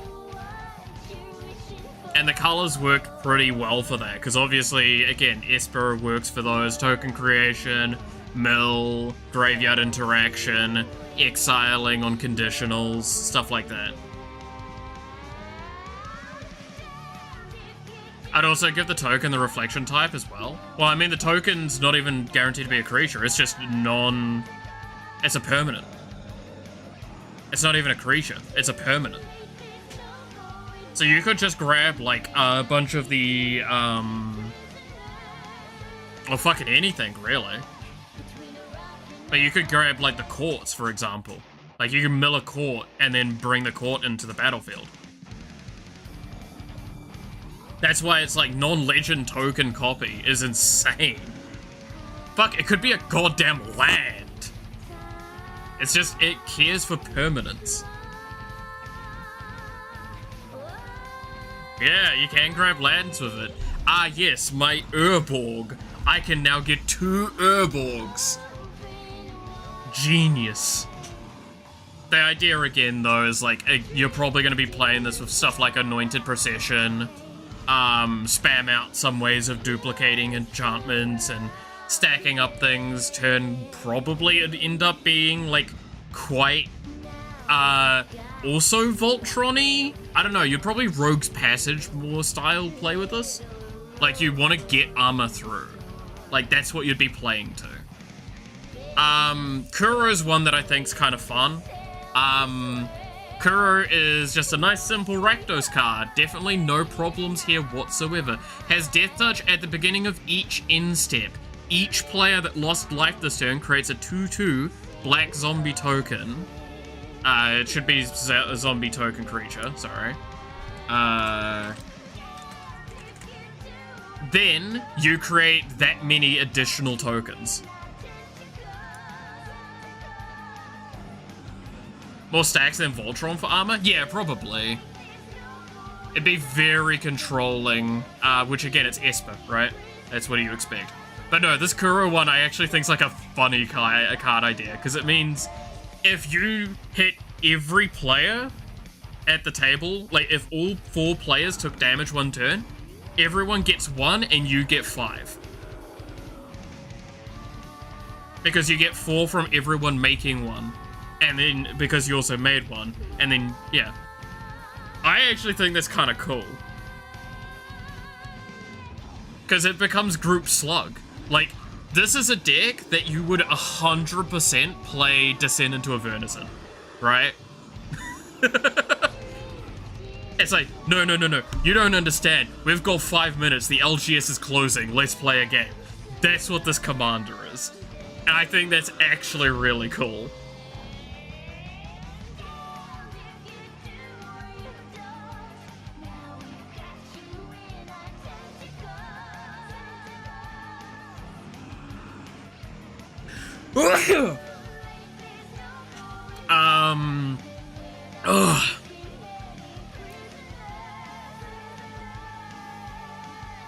It embodies what I think Rakdos is, like, the best parts of Rakdos, though. Is just, like, everyone's losing life constantly.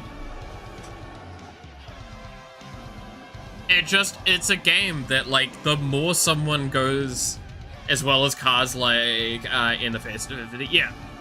No, it sounds, like, it actually works as well. Like, I don't think it's OP.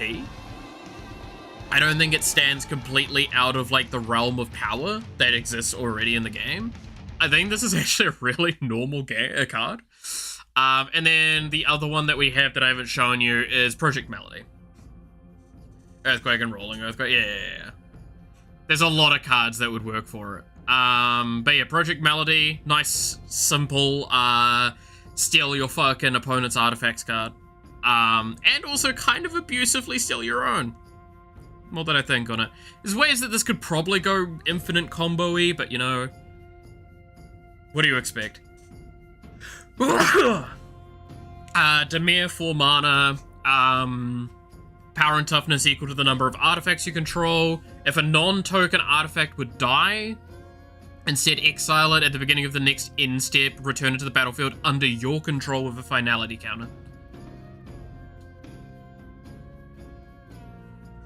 So, basically, yeah, you're here to just go like, hey, Lamau, oh, you sacked your command sphere for drawing a card? Thanks. I'll take that now.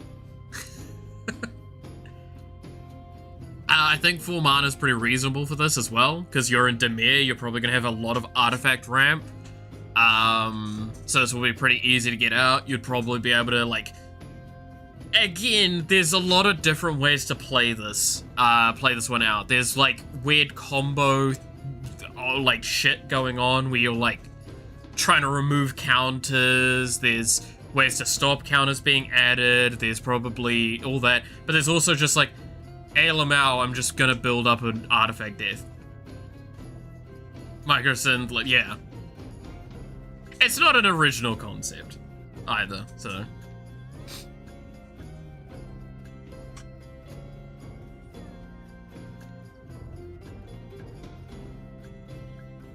I actually can't remember the full text on that one.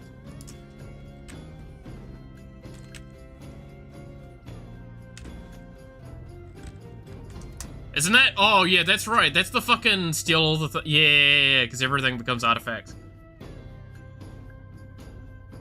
Yeah! Yeah, I could see that.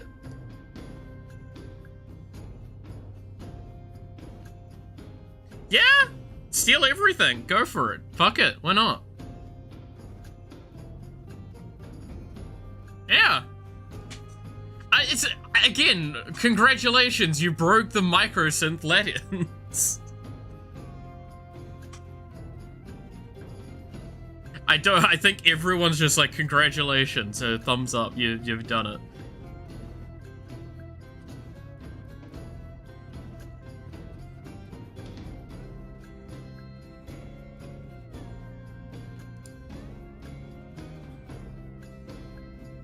The Khan Planewalker? Oh god. The one where you can basically steal all their lands and fuck their shit up? Yeah, no, I know that one. I know that one. Isn't that also the same one that means you can pull from, like, out of the game? If I recall correctly?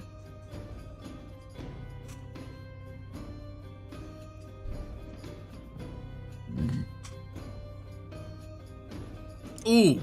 I want to ask Matthew, what do you think of these two as partners? I just want to know what your thoughts are. So these two are basically, they're going to be partners, right? They're going to be partners. One of them is plays with the top card of your library revealed. If a spell or triggered ability would have you reveal cards, you draw one card. And then the other one has, when this attacks, reveal your hand, then target opponent picks one permanent from among the cards revealed this way, it enters the battlefield. It would be under your control.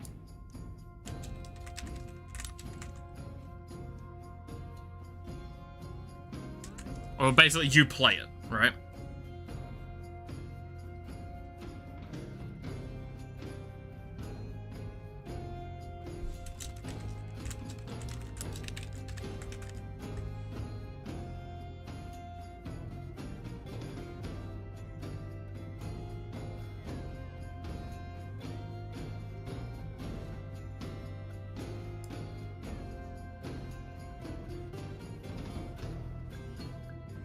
I know there's probably better phrasing for it, but...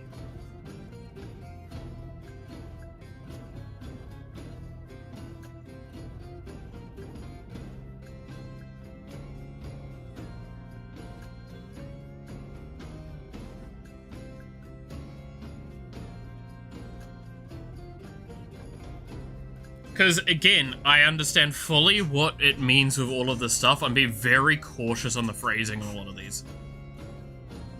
Because, like, the first one I talked about, it's like, play with your top card revealed is not a triggered ability. I will say, make it so they can look at the top card rather than the top card revealed. No, because the idea is with these two is that they overshare. Like, this is literally the point of their character, like individuals, right? Is they constantly overshare information, right? No, it wouldn't, Matthew. That's the thing. Play with the top card of your library revealed is not a triggered ability. It is a continuous effect. I have used very particular wording. If a spell or triggered ability would have you reveal cards.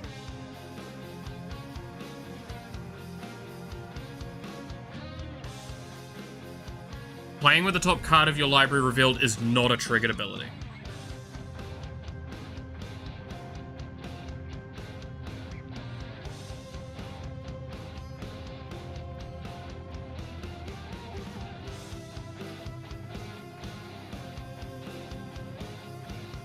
See, it's a passive ability, my bad. Also very clever wording.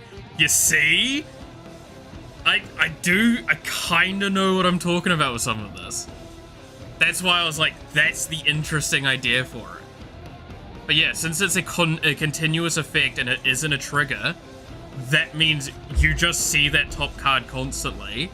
So they'll always know what you're drawing. They always know what's in your hand. So they can sit there and think about that when the fucking other card swings, and they're like, okay, well, we all know what's in the hand. You'll never be playing with your hand, like, unrevealed. Information is always made available. But it also means there's a lot of other effects in the game that are like, reveal X cards from your deck, or reveal X whatever, right? Like, yeah, it's reveal cards from the top of your deck or something like that. You get to draw from those.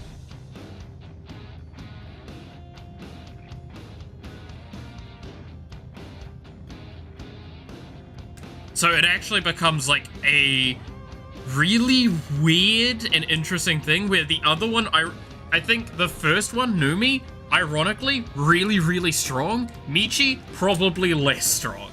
But also, just imagine running a deck with, like, very few lands in it. Just mull down till you can get enough lands to cast, like, both of these. You get to spam your hand out and you never get to play a thing. Because, yeah, like, what's the worst that happens? Oh, they play a land for you for free? Oh, no! Anyway. You'll get to always play around it. I do see a bit of is it or Jeskai identity. I'm thinking, like, probably Michi sits in the blue-green, and the Numi sits in the blue-red.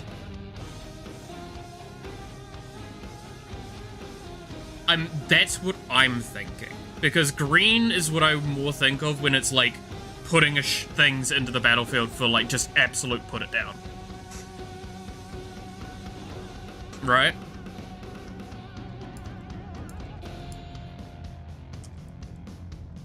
So, like, I'm thinking, blue-green here. And, red-blue here. Like, I do think Numi is it. I fully agree with that. Because that's very, like... That's very is it coded.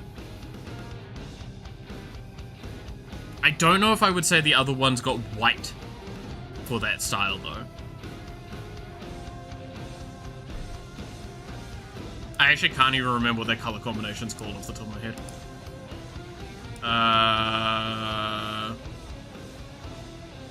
Oh, it's Teema. Fucking of course it is Teema. It's always the one I forget.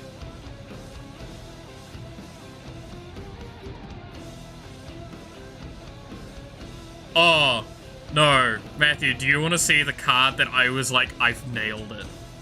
I've nailed the flavor and I've nailed a concept that is like so beyond the normalcy of magic, but could still work in it. Are you ready for Crony?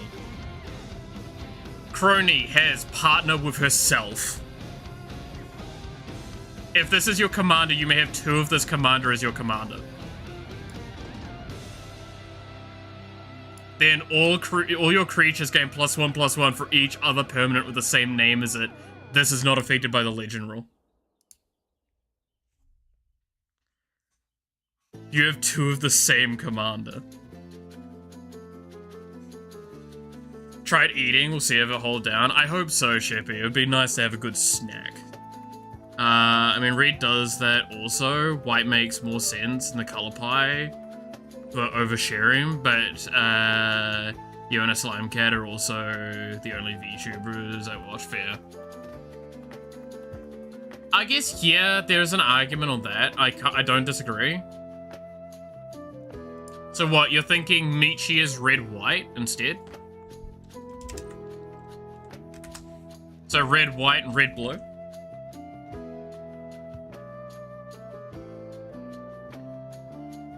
Yeah, I can't disagree with that. It goes Jeskai colors. But yeah, the Crony one. The Crony one is like my magnum opus moment. I think this is the fucking funniest idea.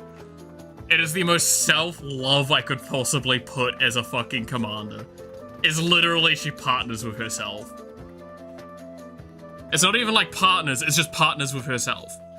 You have 2 of the exact same commander.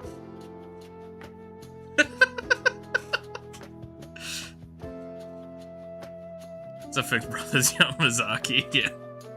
I love the idea of it because it's like, it's not even good, but it could be really funny to, like, I even considered having it so, you could have as many copies of her in the deck as possible, but like, I feel like if I have the no legend rule and that on it, it just becomes you only play cronies and like some random support for it. Purple Yuri should be blue-red. Yeah, we're thinking blue-red-white specifically for it, right? But yes, I do agree that blue and red combined does make purple. It's perfect. But yeah, no, I think the crony one's just really funny. Because it's all about, like, how many more cronies can you make? Make as many cronies as possible. Swing with the cronies. And then also at the same time, all of a sudden, would you look at that, someone's just playing a token deck or a morph deck, and oh no! You're just gonna kill people anyway with that instead, and it's no longer funny. Damn.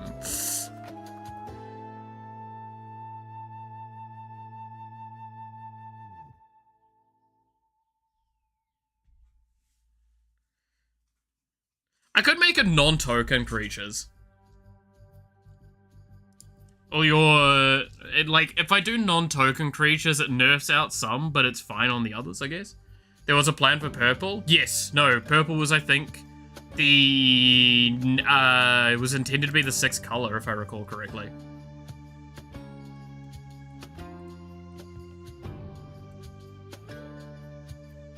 But they just never did it, and they realized it was a nightmare to try and design the game for, so all they did instead was they added wastes, if I recall correctly. Because they wanted to add a 6th basic land, was the idea.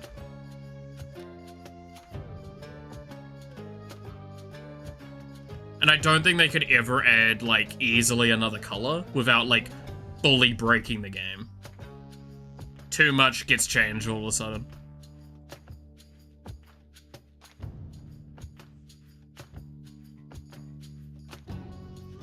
The basic thing was, oh yeah, that's right, it was Reliquary Tower was, what, the land thing, no, Cloud, that's right. Cloud was the originally they were gonna do, basically air. That was what it was supposed to be, Cloud. That was gonna be the next one. I remember, I've seen the stuff about that. But yeah, no, the crony deck I thought would be funny.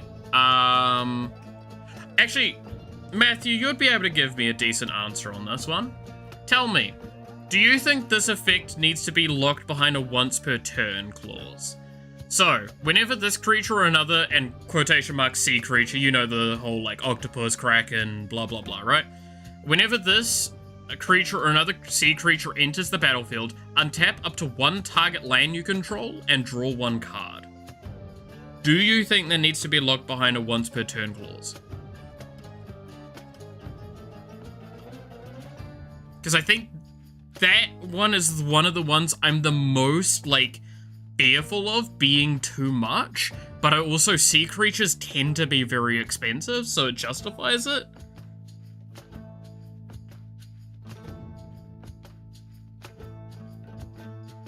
Like, this card's gonna be a low cost. It's gonna be 2 or 3 mana, right? And it's probably gonna be like blue or blue-green.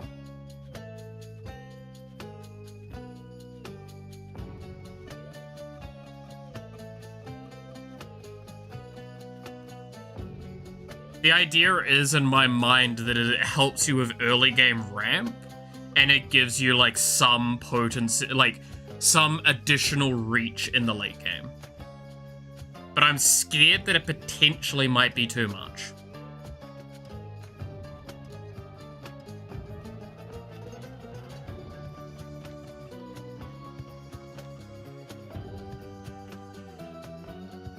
Like, I've locked other things to once per turn triggers, but I've not locked that one to a once per turn trigger.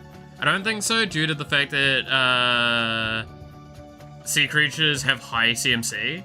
I do also see the use of the ramp, or as for the untap. Yeah. Like, I think it's cute, right? Yeah, Lotus Field's another thing of, like, it gives you a lot of potency, but, like, that's the point, is, like, it's intended... Because, like, I could just have it that, oh, sea creature enters, you get 1 mana and draw a card. That would work. But I like the idea of untap, because also think of the, what's that one? I think it's, like, Leviathan, that's, like, it's a land itself, right? Just remember about flickers? Yes. There's a reason why I'm like, shit, it's in blue no matter what, right? That's why I'm like, the problem is, if I'm scared about flickers, once per turn's not gonna fix anything, right? Because they're just gonna flicker the commander. If I want to be scared of flickers, I would be removing it from that creature. It would be other sea creatures entering, cause it to occur. And then, I would have a once per turn clause on that, right? Maybe change it to cast in that case? But there's so many good, like, there's not that many tokens in that sort of field. That's why I'm like, I see Flicker being a...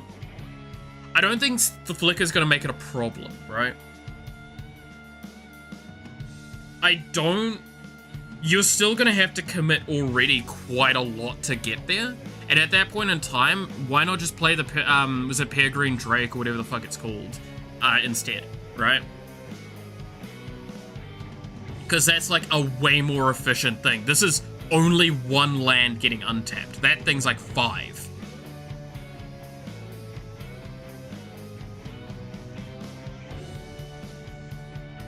That's kind of my argument to it. So if you're gonna do, like, flickering, it's still just not gonna be that efficient.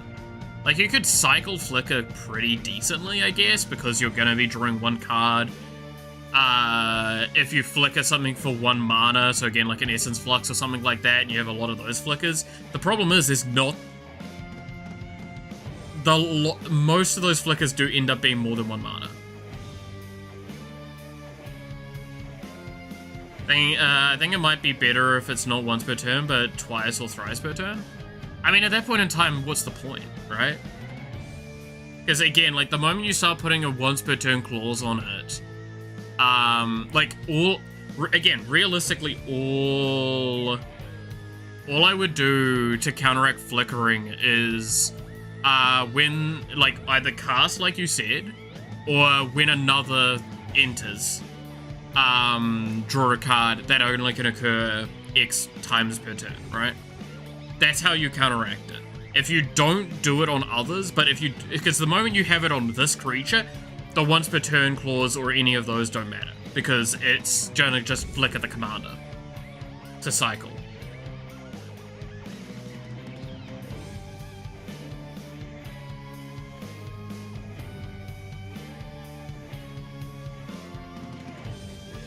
You have to, like, that's the kind of issue you've got with it. I want it to feel like you've got a little bit of early game ramp from it and all of this. I think if I make it, like, 3 mana, it's not going to be a problem, because by that time, people will probably have ways to answer what you're doing. Like, I'll probably make it blue-green and 1 generic, and it'll be fine. Right, so blue-green 1 as its cost. Because, like, in comparison, we have Nemi, right? Which is, like, whenever 1 or more non-token creatures die, create a 1/1 green-white creature spirit token with flying. This can only trigger once each turn, then you can sacrifice a spirit to gain a green or a white mana. Like, that one's one I lock behind a once per turn trigger. That, I think, is, like, insanely careful. If I don't lock it behind a once per turn clause, that will get insane. Because then you just start doing lots of spot removal. Even if you're in Selesnya, you could do one, like, easy-ish spot removal. Keep pinging 1 or 2 things at a time. And it kind of gets a bit obscene. But, again, it's the safety net of it's once or more, so never cares for a board wipe more than once. And it only cares about non-tokens, so it doesn't infinitely cycle with itself either. But it's also sack a spirit, so it's not even sack a spirit token, it's sack a spirit, which is nice. So I think this one's fine.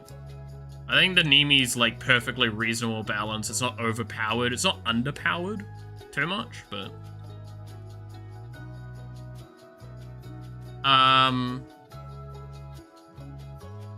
stuff like that. I mean, if you want really overpowered, do you want to hear these? Oh, God, this one's one that I'm pretty sure I overshot with this by a long shot.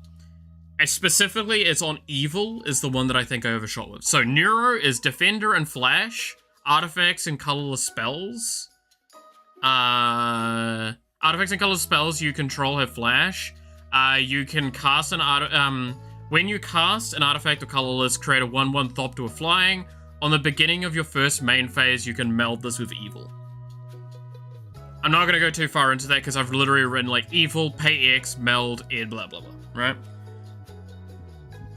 Can you tell a custom card? Go for it. Then we have Evil, which I think is the broken card in all of this, by the way. Evil is Defender. When this enters, so I think I'm going to make this 6 mana, by the way, if that just really cements this. When this enters, deal damage to target creature equal to the number of artifacts you control. Excess damage is dealt to all other non-artifact creatures.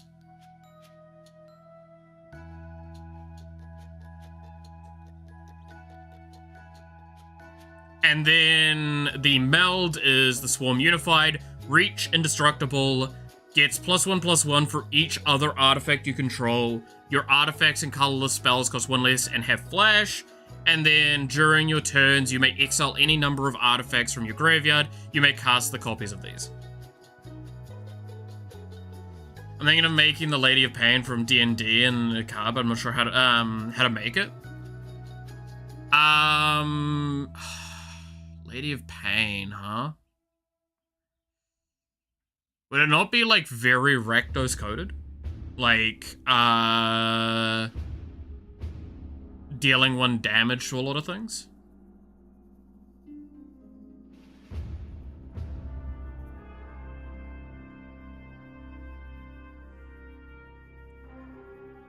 I guess you could have,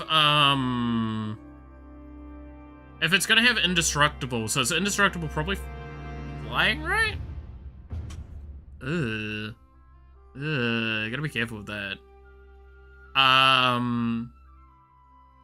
Indestructible, Deal 1 damage to each creature. For each creature that survives, gain +1/+1 until end of turn.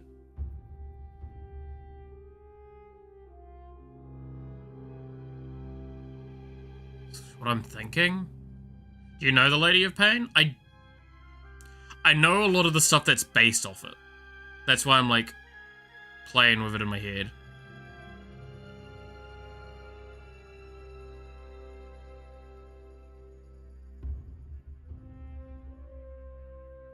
Right.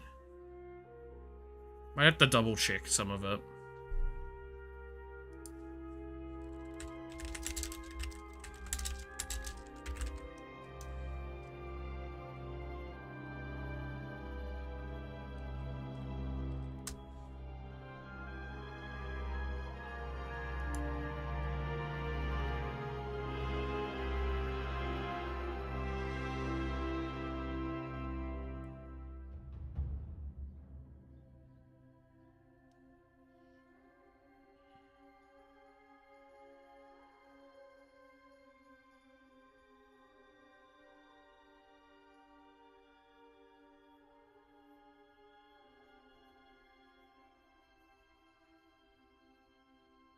I mean, you're probably gonna have to code it as a god, really, right?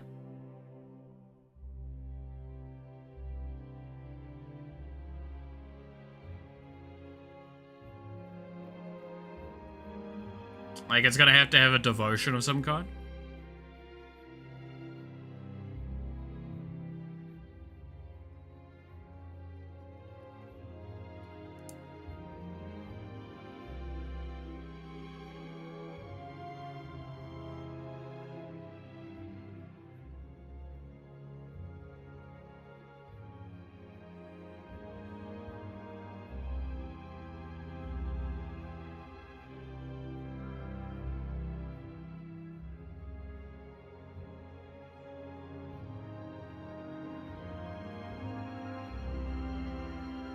Last time people say she's god. I know. I'm just like, I said coded as a god. I didn't say a god.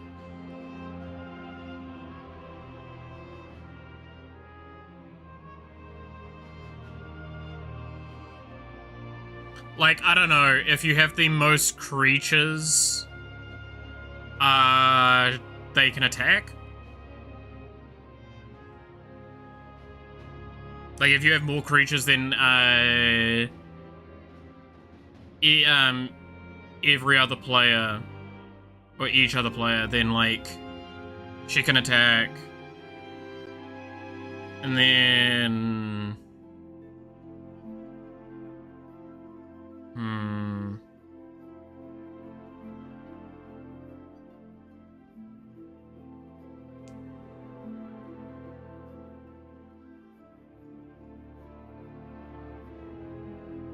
Something that would activate on, like, more than one of your creatures dying would also probably be something, right?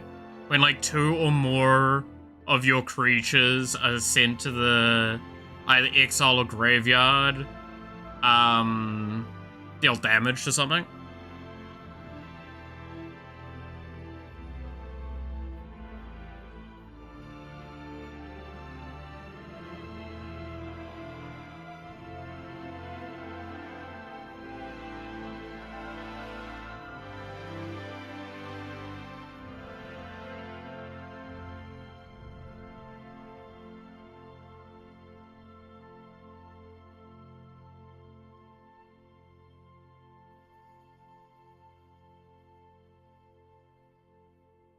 I mean, would it not be that you do a devotion thing and then you have, like, while devotion is met, sacrifice a creature on, like, your end step?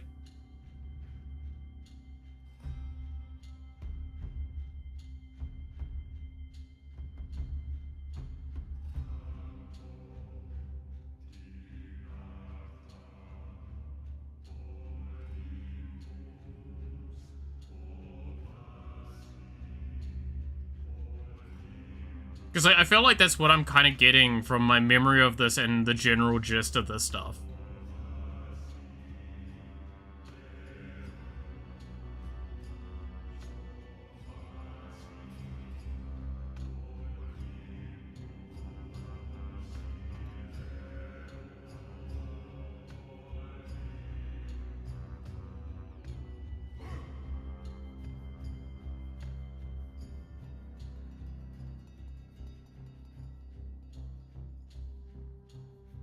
Got an idea? Cool.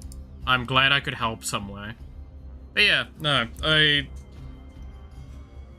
good bit of today working on some of the stuff for funsies. I think overall I'm not unimpressed with how all of this works. Like, again, I don't think I overshot with any of this currently. Like, I don't think I've got anything that's too blatantly OP. Which is already... Again, this is the point that I was saying yesterday when we were looking... Yesterday? Yeah, it was yesterday when we were looking at the other cards.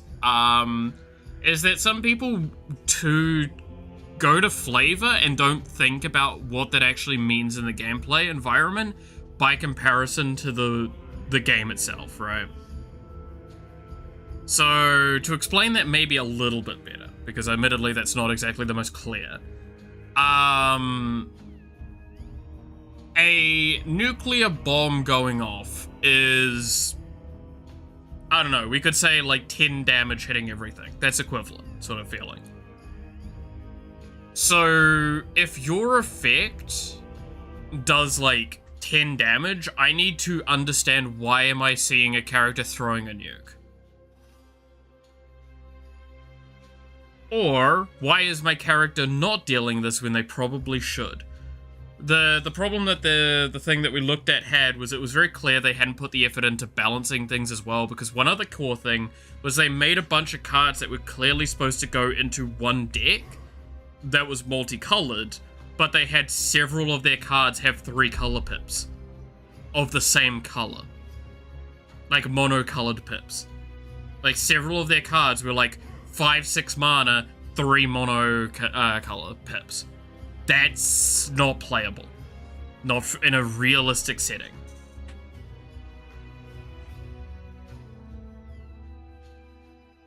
Because you've either got, you play it in a mono deck, or you're playing it in a deck that's so overly coded with how to get to those colors that it isn't really a 5-color deck anymore, or a multicolor deck. It's like, it's whatever the fuck they need at the time. And at that point in time, you're moving to like bracket 4 or CEDH. And some of the things that they were putting as almost comparable effects were not comparable. That's why I go like, this is a better kind of attempt at indicating how, like, again, armor being a 4/5 for 5 mana. Those stats suck complete ass. That is terrible, but like we kind of said, this is also like, it's pretty pillow 40. But you need to hit with her, so you gotta work with that. Matara, we can put her stats super fucking low because she's gonna get fucking big. You are clearly here to wipe the board fairly regularly of the opponents. Fuck, I'm glad I didn't put white in here, is because Ruinous Ultimatum is an auto-include. But trust me when I say, they're gonna put Toxic Deluge in here. You know that for damn certain. The fact that we've not restricted it against tokens. Now you could make an argument, why not? It's like, yeah, it's a valid argument, we could probably restrict it against tokens. But, in saying that, it also means that you're missing out on one of the best parts of the card, which is Indestructible and Trample if you're if you're dealing with a lot of tokens. Like, if you're fighting a token deck and they can just keep blocking this, you're actually gonna suffer. Because, like, oh cool, your life's getting larger? You're getting a bigger, commander? Cool, when are you getting through? Now, yes, it does just take that one card that they put down that's a creature, that's not a token, to finally die one time to your removal spell. Congratulations, you win the game. But, like, there is that whole argument. That's why I'm, again, so hesitant on the indestructible side of it, but I do kind of like the idea of a massive fucking payoff, as I'm gonna swing and kill a bitch. I still haven't figured out who's gonna be like a Woobook commander yet, by the way. And in case someone's gonna ask, no, I'm not intending for IMS to be Woobook right now. I do want her to be Monarch focused, but I don't want her to be a Woobook commander. I'm thinking Grixis, actually, realistically. Because, like, her base, the top one's gonna be, put a creature in your hand. If you're the monarch, put a creature onto the battlefield on upkeep, which is fucking insane, by the way.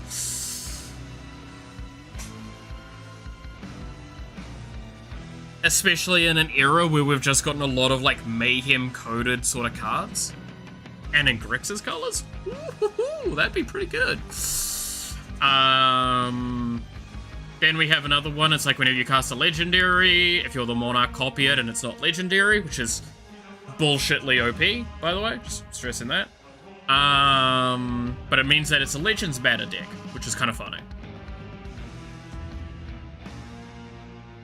So, technically, you might want to put that into a Joda deck.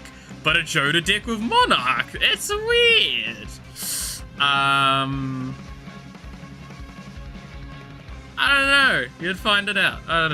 Another one, on upkeep, create a 2/2 Black Zombie. If you're the Monarch, create a 5/5 Demon with Flying. Which, again, want to reiterate, the fact that there was a Planeswalker yesterday we looked at that was +1.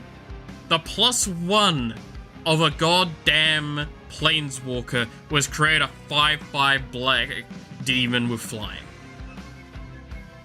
The +1 of it. It was just a Planeswalker. It wasn't a Flip Walker, it was a Planeswalker.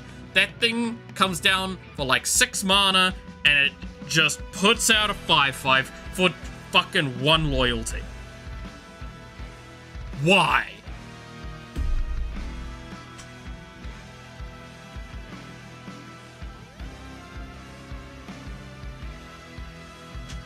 Five with Flying, to be more precise. That's the thing that got to me the most.